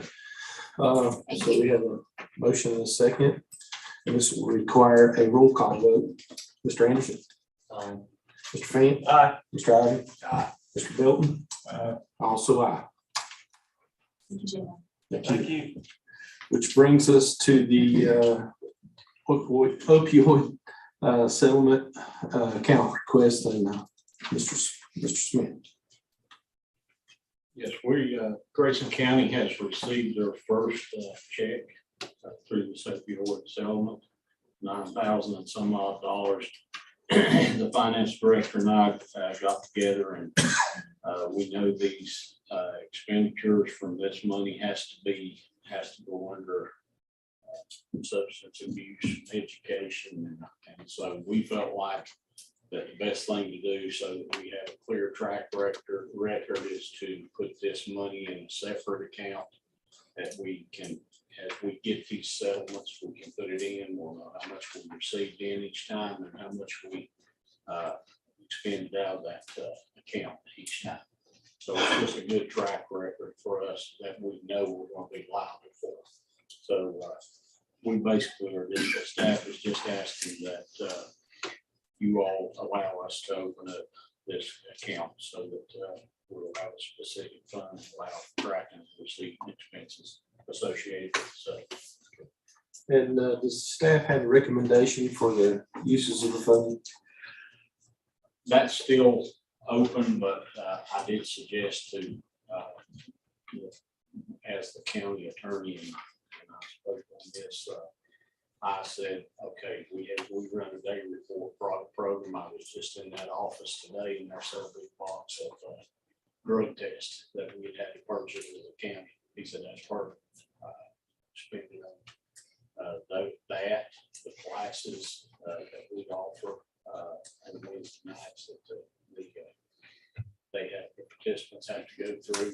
So I think our day report is a good place to look at. There could be other things, but the day report program will probably be a good place to spend this money.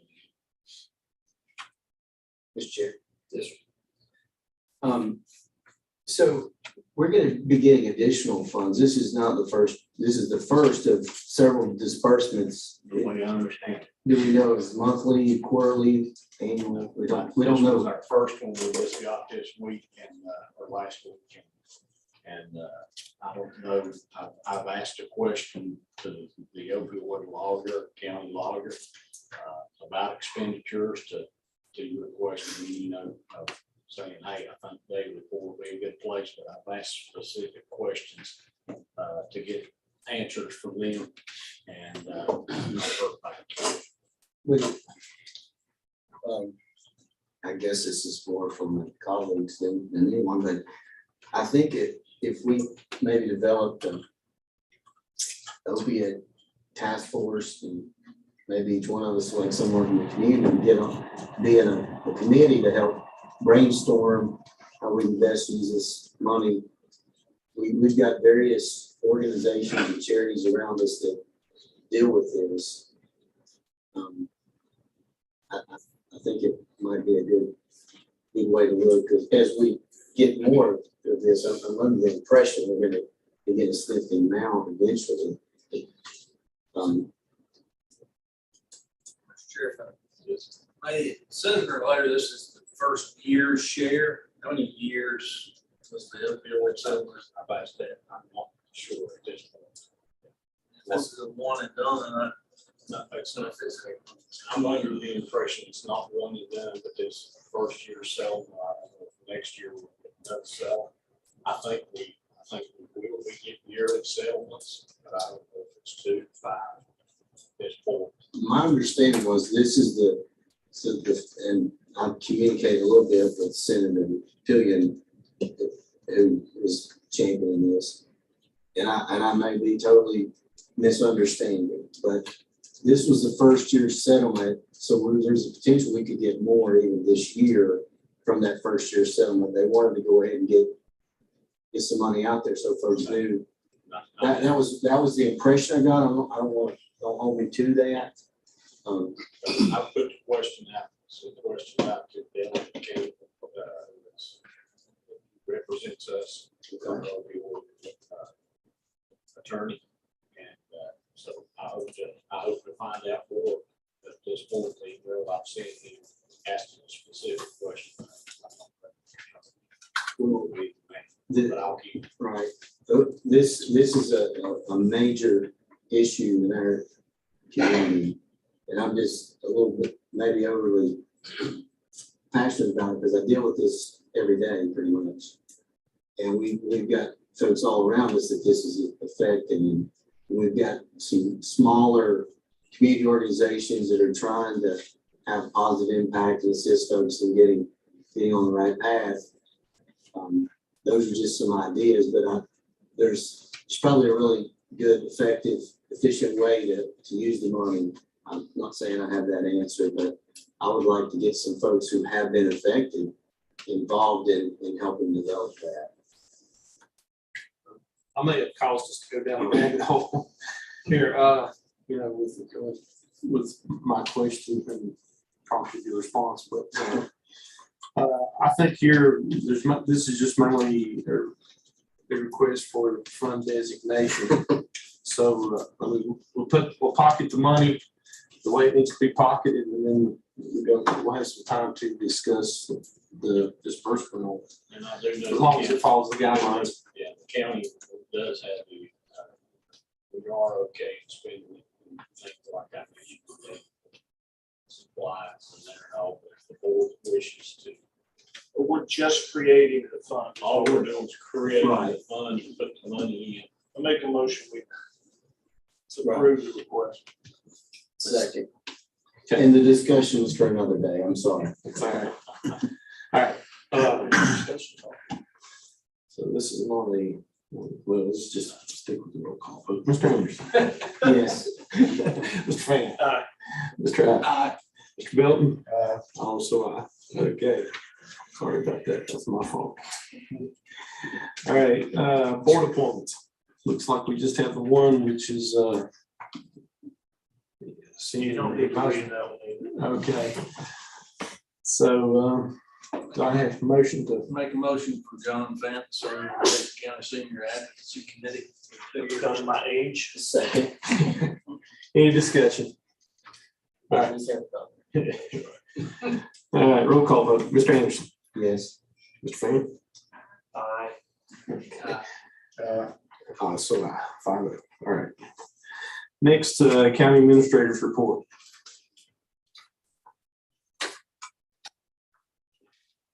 Hey, Mr. Chairman and fellow board members. Just a few things I want to make you aware of. The ag fair starts tomorrow. I think we all know that. It goes Friday and Saturday. Lindsey Young, I think, is gone now, but has put a lot of time, along with others, into this effort. And so just want to throw that out there so that everyone that can will go and support that. River Cleanup Month is August, and we're into that. Every Saturday, August 13, 2027. I think one got rained out, storm. But also wanted to show this picture, and this is at two of our DWR sites. Over 31 bags have been distributed by the two bag stand as of 8/7, and from the two pictures you see, they're working. And so that was from two band groups. So a lot of good effort there going into that on our cleanup of our new. And I know we're all interested in keeping the New River clean as we can. Grayson County Tourism. Tracy, I think, is gone now too, but accolades to her. She won Best Video and Visitor Guide for Southwest Virginia Tourism Network. So that's quite an accomplishment, and we'll throw that out for her. I'll be attending the Bay Coast Summit Conference in Roanoke next week. A couple of days, I think Wednesday afternoon to Thursday. So if you need something, call the boss. She'll be here.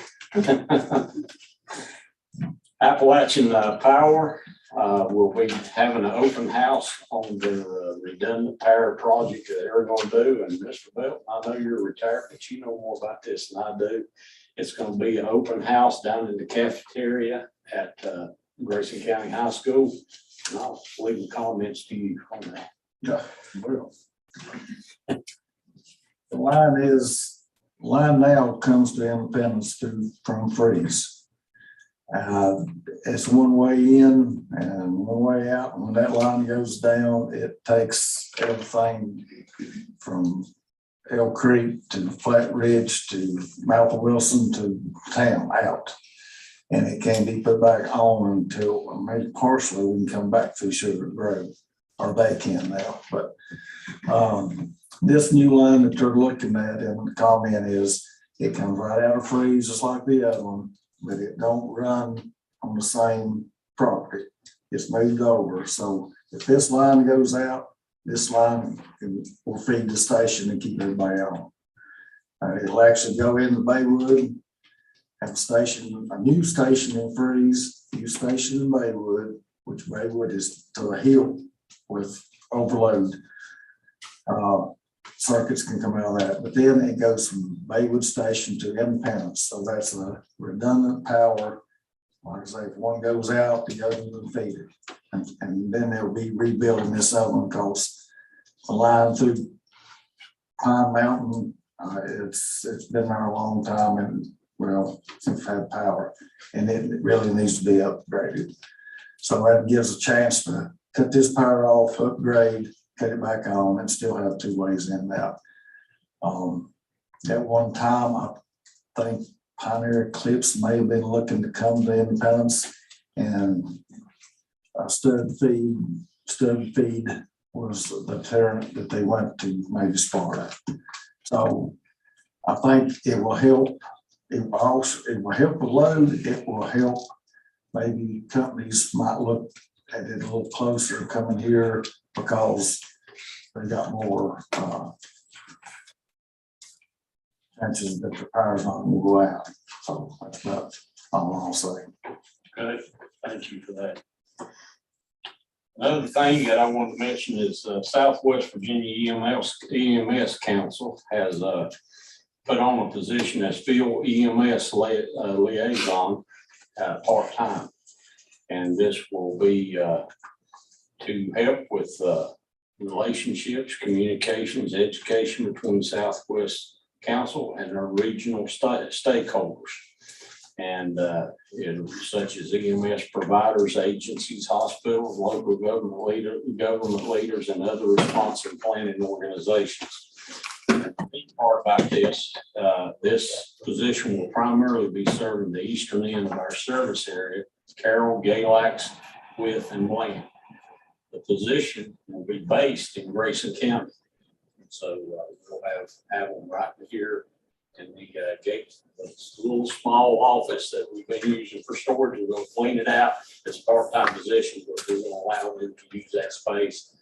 And that's, I'm glad to know that Grayson County is going to be able to support this position with housing when they're here.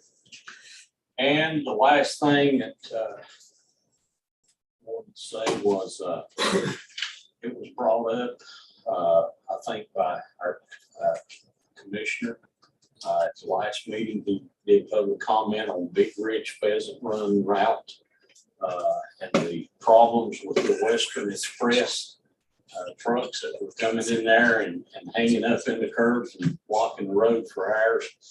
And my colleague and I have done some good work on that with VDOT. VDOT is going to put signs on that road. And also, we was traveling that road last Sunday, and guess what? There was another Western Express truck hung up and blocked her way. And she took pictures, and we sent it to VDOT. But no, we didn't stop there. I went on and Googled Western Express and found me a telephone number and ended up emailing, calling and getting an email address and getting with the dispatcher that routes the trucks. And she said she's been emailing and copying Mr. Bold on it, and Linda, myself, and Andy Fowler over at VDOT. And they are trying to work hard to help us on this problem and stop it. So I hope you want to hear that. And that's all I have. I do appreciate the opportunity that you all afforded me to serve as interim county administrator, and I appreciate that. And it's been a busy week, but we've got a lot accomplished. Thank you. Which now brings us to registered speakers and public comment.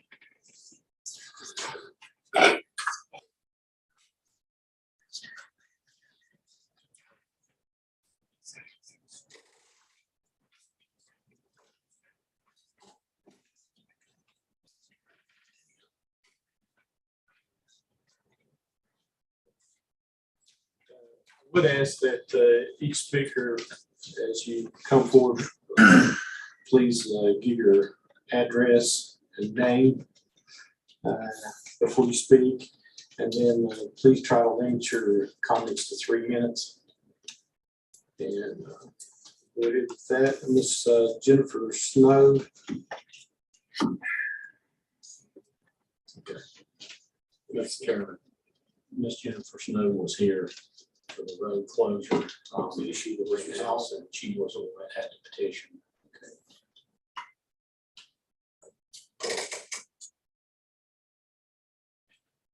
I think it's Barlow. Am I reading that? Okay.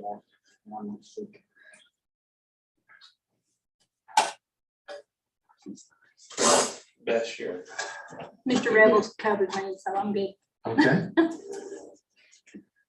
Okay, Tracy Cummins.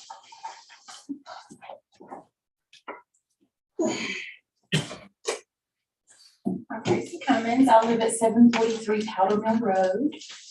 And I wanted to talk to you all tonight about not just GigaBeam, but about what we're going to do in the meantime.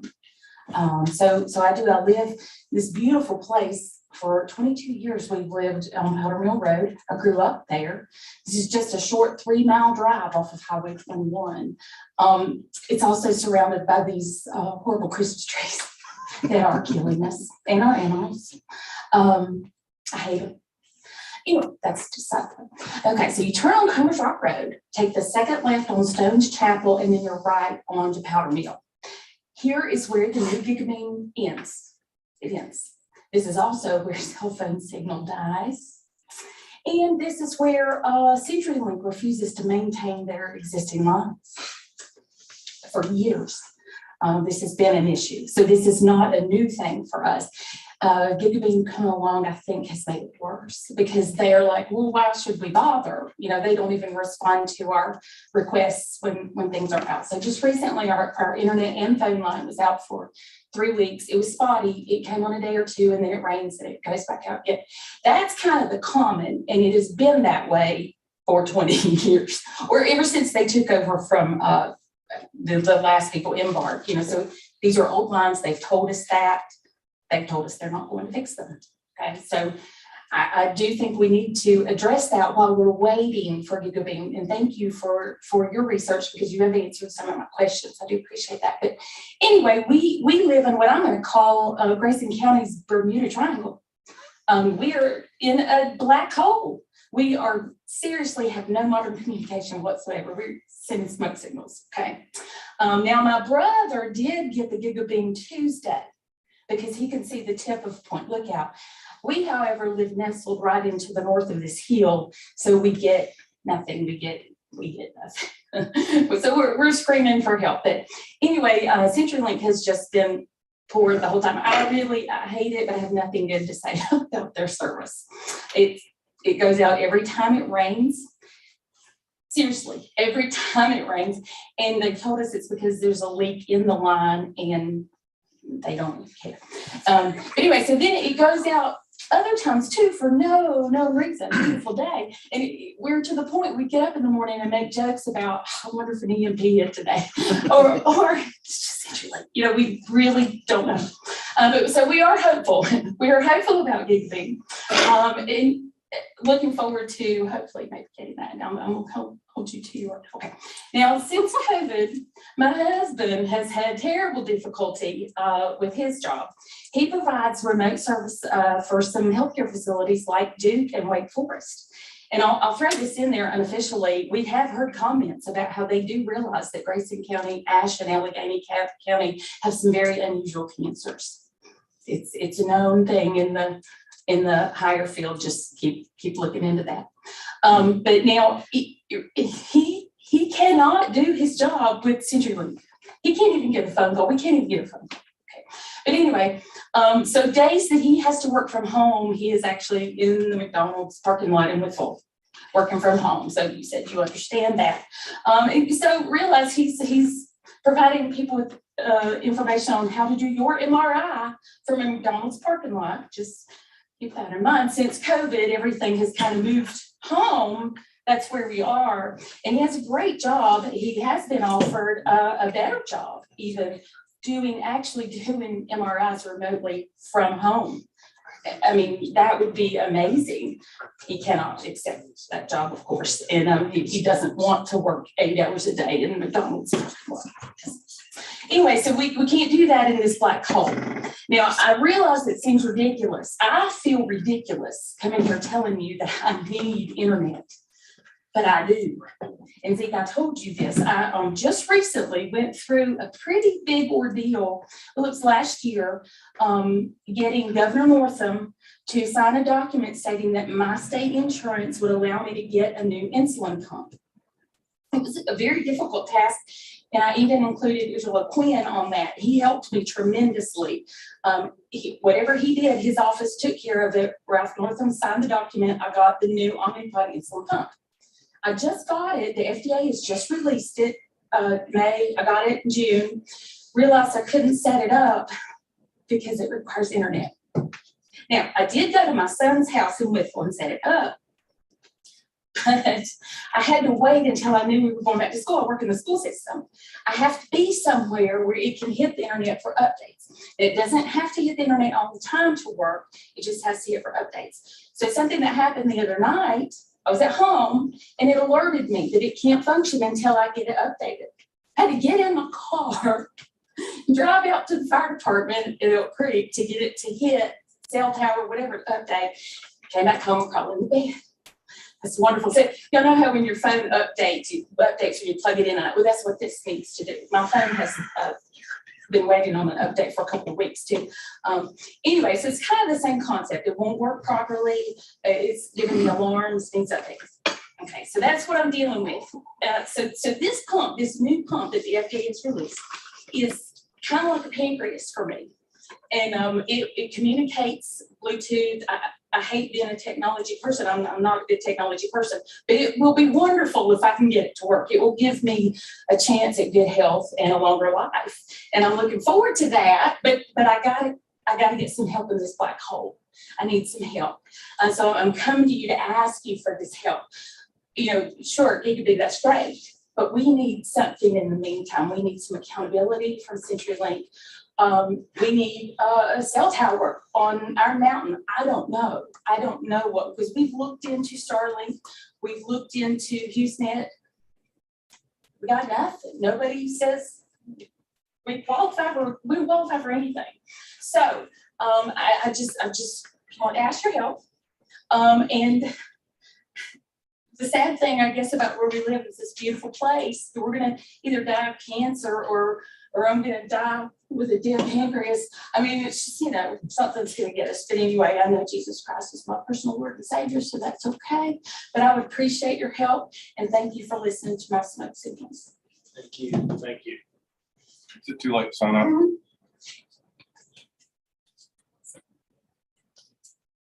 Well, they just.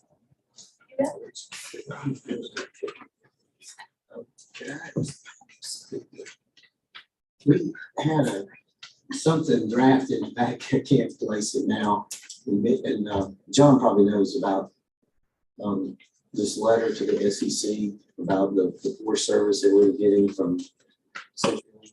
And I think at that time it was on the other end of the county.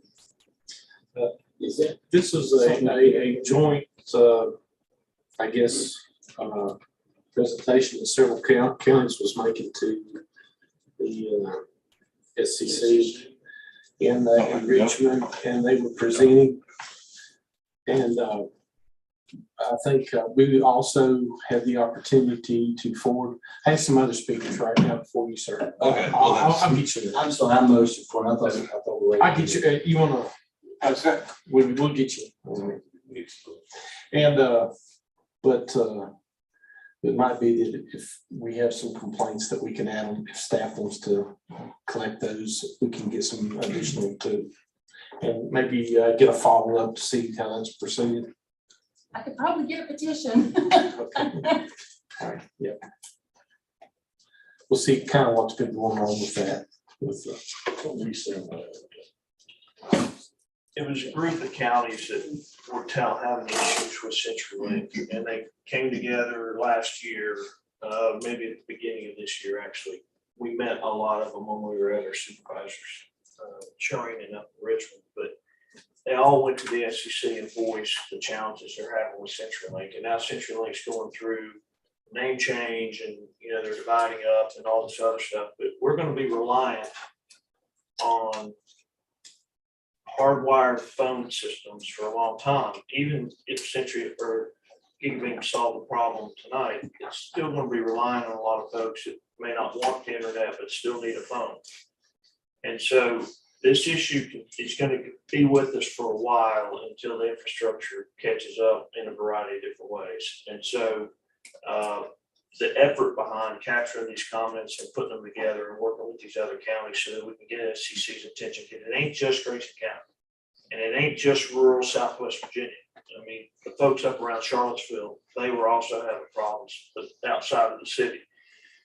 So that's why we need probably Bacon's involvement and the delegates and the senators to re-energize on this issue of rural legacy systems, because so much of rural Southwest Virginia, specifically Grayson County, is still reliant on those communications. And now that you're talking about Supervisor Fan, I remember Carl Caldwell was. He was involved with trying to get the information and capture the comments. We need to re-energize that letter or something also. We gotta go beyond this. We may have something. Yeah, we need to capture, but we gotta go beyond just a letter, maybe a resolution at the SCC, but those actions need to take place. Well, if something's already gone to them, we probably need to do follow-up and say, what are you doing? Correct. Yeah. Right, because we've got a major issue. We got And it ain't just in Elk Creek, it's all over.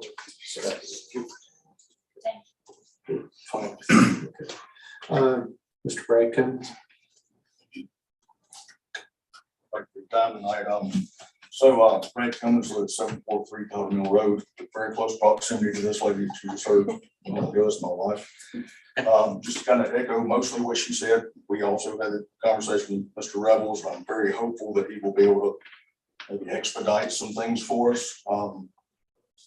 As Tracy mentioned, I do work in healthcare. That requires me to travel a lot of times. And since COVID, I'm also required to work more in a remote setting. And that has been drastically impeded by the internet service that we have right now. So the ask is just some accountability for CenturyLink, possibly, expediting getting the connectivity that we need to survive. Because I travel, that's not my primary concern. My primary concern is her. And with this insulin pump, not only is she connected to it, I can be connected to it. So if she has a safety issue that she can't respond to, I can. But we can't even do that now. So that's my concern. Can you guys help us either hold CenturyLink accountable or get us the service that we need? It's a shame. I sit on my front porch and I can see traffic on Highway 21 from my house. I'm literally a mile and a half as the crow flies from 21. But I have no cell phone service because we live at the foot of a mountain that blocks the tower. So that impedes us also. Now, Mike, who did recently just get the Gigabeam, I'm asking, is there some way we can bounce that signal from somewhere and get us what we need? And that's kind of what our hope is. Can you help us? Thank you. Thanks, Brad. Mr. Chairman, one of our IT personnel came up while this couple was talking and did want to offer that instead of going to McDonald's, we do have free Wi-Fi hotspots right here in the parking lot. So instead of going to McDonald's, and we do have that. I do appreciate that, Yeah. but I have an office at my house that I used to be able to work out of, and I can't anymore. I would like to sit there. Absolutely. And I understand that. So I appreciate that. Mike Phipps. Yeah, I'm Mike Phipps, 766 Powder Mill Road. I live right across the road. To be short and sweet, they pretty much mentioned everything. We don't get cell phone signal very well. The further up the road you go, it gets less and less. We do have some elderly folks and some seasoned folks that have health issues. that the phone is very important to them, as well as us. I'm the last house up the road. I'm about a third of the way up the road, and I'm the last one that can see one look out. So I was fortunate enough to be the first Wi-Fi recipient from Gigabit. It's worth the wait. We love it, but it stops with me. So we need, again, with CenturyLink, we need some kind of help to get them on board to fixing us right. You can stack Band-Aids up on top of Band-Aids all day long, but the only one to do anything is the first one. If that makes any sense. But anyway, just to speak for everyone on our road, there's only 20 some houses probably, but it's important to them as well. We have a game warden that lives on the road. He does not have internet service. He has to go out the road to get on his laptop to do things and stuff like that. So anyway, I just wanted to add that to the conversation. Thank you very much. Thanks. Thank you, Mike. Let's have Mr. Curtis Harrington. Thank you. And I'm gonna give y'all a picture of this first thing. This is what I don't know.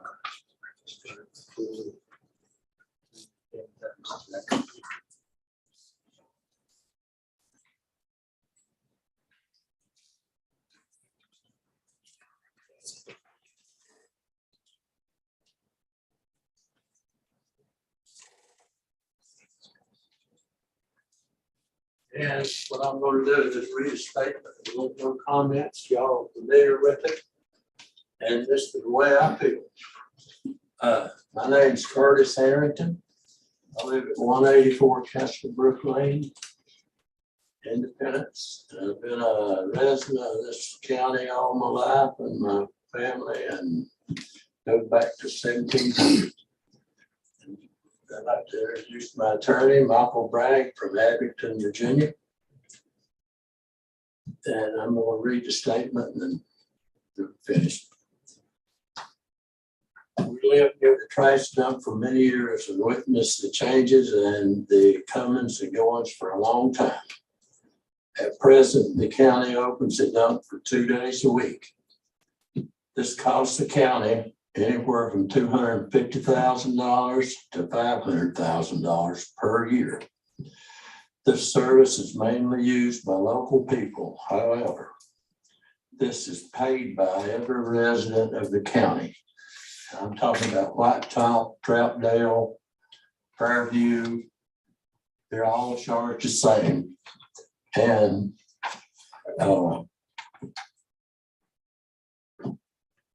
I was told that, you know, the people in Blacktop has got the same privilege as the people that live here to bring their trash in. Now, who's going to drive anywhere from 30 minutes to an hour to bring the trash in to dump out there? But the trash fee is free. I mean, they pick the trash up at the house free. And on about December the 21st, back in December 2021, the county voted to close the Wednesday and Saturday operations. And they did close temporarily. And Jonathan Looper was very pleased that it closed and his operation was a lot smoother. However, an illegal meeting was held on January 11th, 2022, and a bill was passed to open the dump again. And on January the 12th, it's on Tuesday night, and on Wednesday the 12th, the trash dump was opened again. And all the evidence said that it was a legal meeting that was the evidence that the legal meeting was disposed of. There was no public advertisement. None of the surrounding property owners were notified.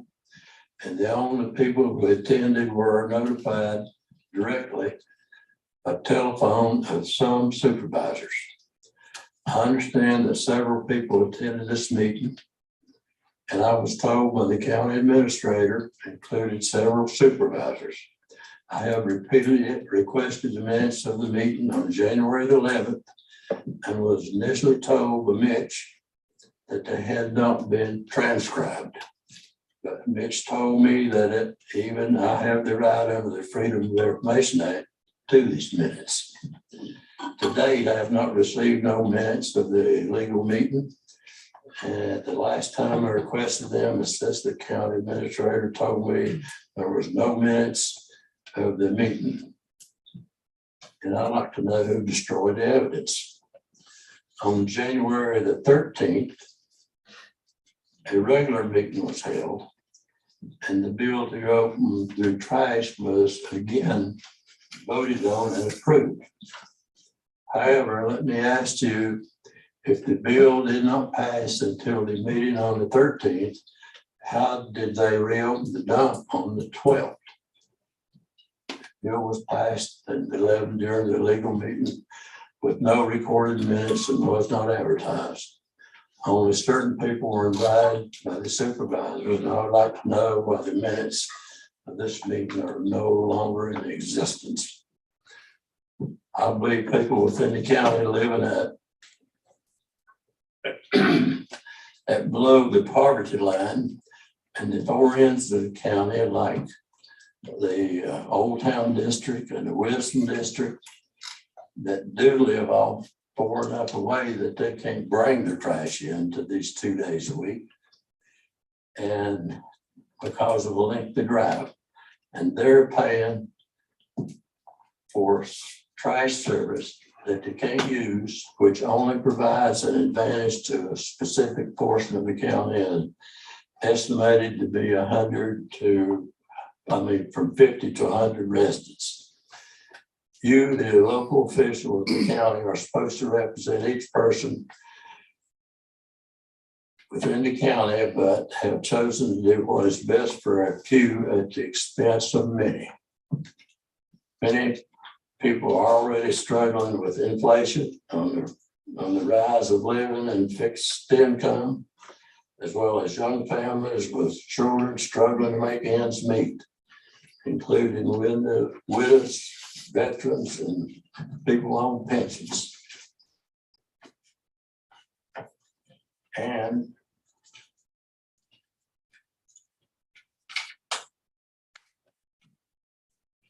I would also like to discuss what I've personally seen thrown in dumpsters. I've seen, when there was a bounty on coyotes, I've seen 5 coyotes laying in the dumpsters, and they stink and they smell. And we have to put up with that. And there is certain rights that's considered natural rights. And these rights are not put in the deed, but they are in the law. Such rights include the right to benefit from the flow of natural water resource and the right to a reasonable clean air, both free from contamination, noise, and disagreeable odors. The right to have the support of the adjacent and subjacent land. Natural rights cannot be sold off to separate the land from given to another property. Now, repeatedly spoken to Mr. Weaver and several of the board members concerned, only to be told they were working toward a solution. To this date, they have no effort to do the following. I'd like to get the minutes of that January 11th meeting. That's the noise, but I think I've wasted my 3 minutes. Thank you very much.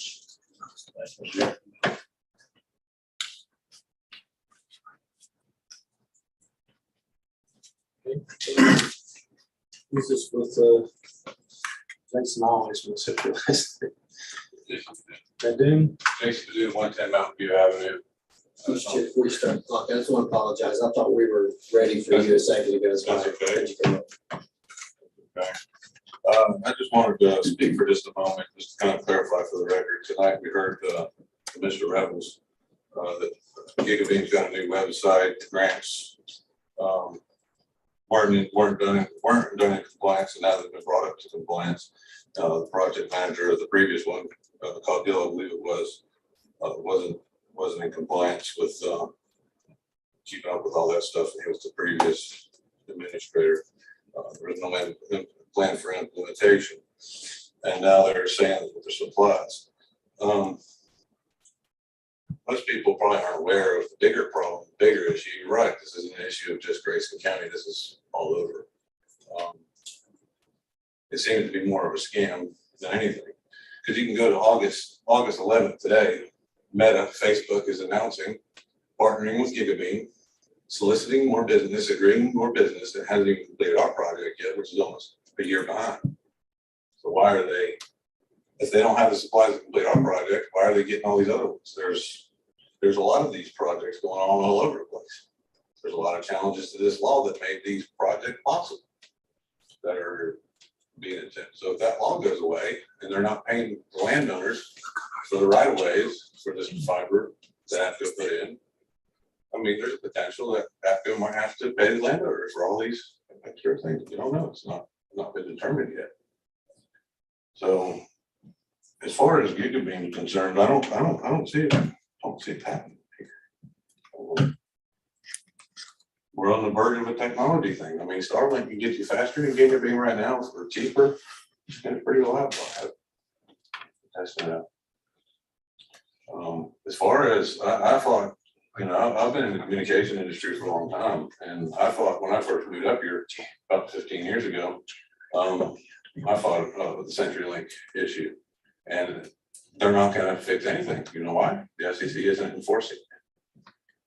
So you can go online and see all the complaints and all the stuff, but if the FCC isn't going to enforce the issue, you know, it's like that. A lot of things, but as far as Gigabeam, I don't know what to tell everybody. In the last year, they've probably signed on with several more counties and several more markets over several different states. Gigabeam's not the only company. It's the commonality are these small little companies doing all these things for this thing that Facebook's been out. It started in 2018. Congressman Morgan Griffiths was in the article. I got it here. It started when Facebook was in trouble for all the privacy violations. Well, they had the largest privacy violation ever in history by any company paid. And it was at that time when Facebook was asked to bring internet to the rural area. So I don't know about y'all, but I don't want any of my traffic flowing over those lines.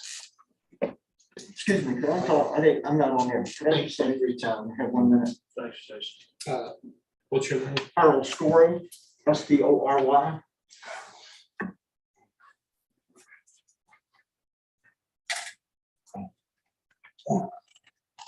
My name is Harold Story. I live at 916 Powder Mill Road, Elk Creek, Virginia. Neighbor to Mike, he's the last one on the line, he said. But I want to bring up that when we were all out last week, my phone was out Monday, Tuesday, Wednesday, Thursday, and Friday. I called Monday morning about 11 o'clock to CenturyLink. Make a long story short, I was on hold for almost 6 hours with an hour break in between where somebody would come on and I couldn't understand them. They were all from India. And they would say, what is your problem? I said, well, I want to report my phone is out of service. Okay, hold on. Now I'm standing on my porch with my cell phone because I can see the tower, but my cell phone will work sometimes it won't. It worked for 6 hours, mine and my wife's, and we alternated because we could not get any person on that phone that would say, I can help you get your phone service. They'd say, what's the problem? And I'd say, I have no home phone service. My phone's out. Oh, hold on. And they transfer me. Wait 1 hour. Someone would come on the line and say, what do you need? What's your problem? I said, my house phone is out. I need somebody to come repair it. Okay, hold on. I'll get you to the right party. Another hour.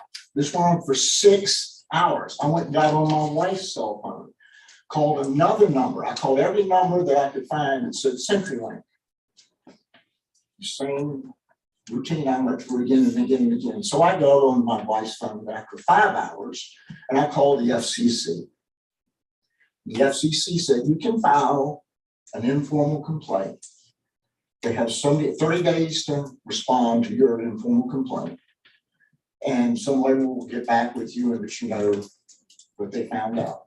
I said, well, the problem is you can't get anybody that speaks English that can understand me or that I can understand them. Amen. They run around and run around and run around. It's all bureaucracy.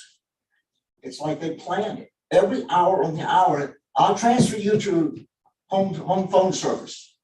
You sit there and wait and listen to their music for an hour. They come on and say, what's your problem? I said, I want to report my phone is out. Oh, I have to transfer you to the right party. 6 hours they did that. And it's not the first time. Like they said, my phone, my wife and I did a census in 2000. And they said the phone service would be better and the US Cellular would put a tower in Elk Creek.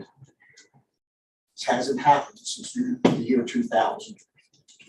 And there's a man up the road from me. He's got no cell service. His health, he's on life support. It's like he's on machines that require internet service to keep his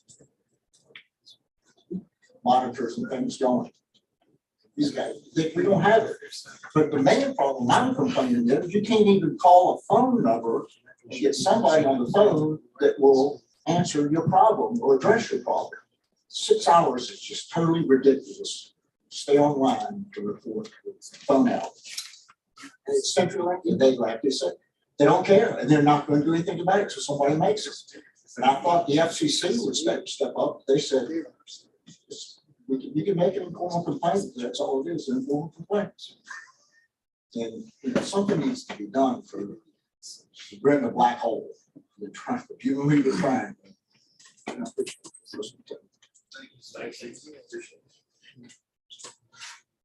Okay, that's all the registered speakers I have on the list. I do have one letter, and this is from Jane Sexton, Comers Rock Road, Grayson County.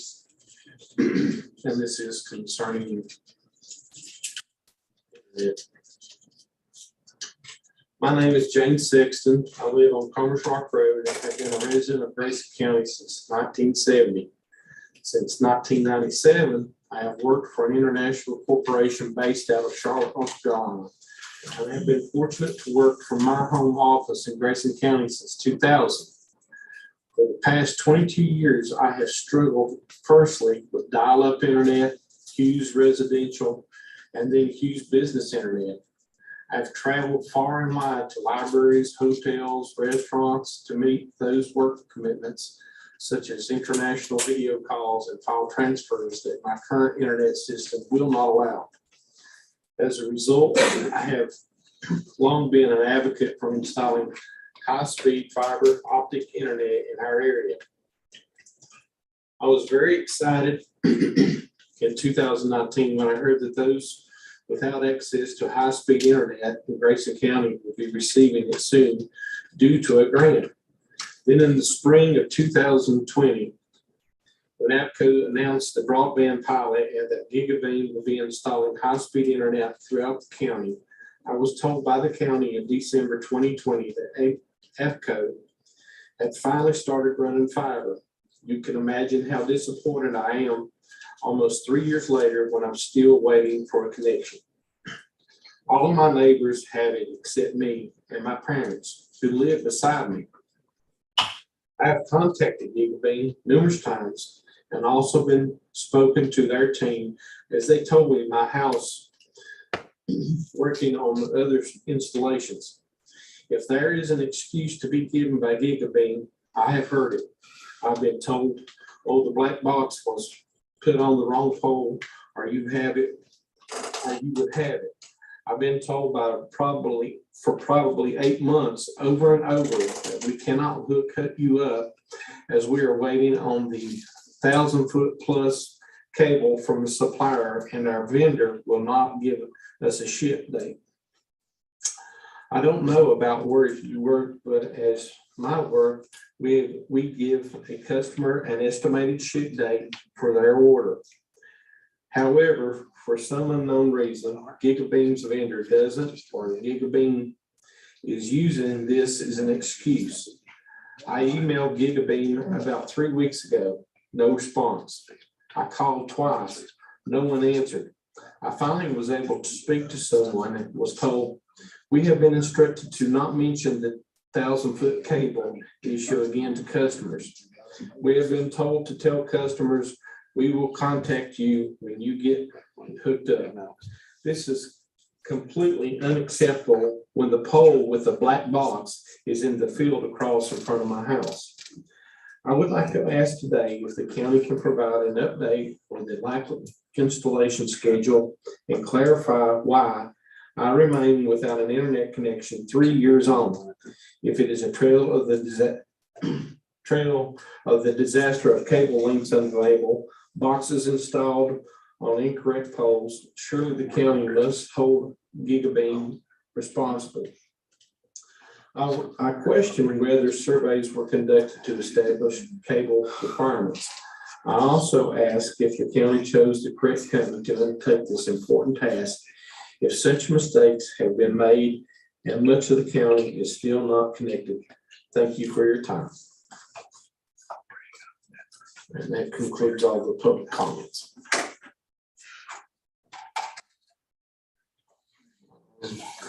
No one on the board has requested supervisor's time. At this point, has for motion for adjournment. Second, all in favor, signify by saying aye. Also.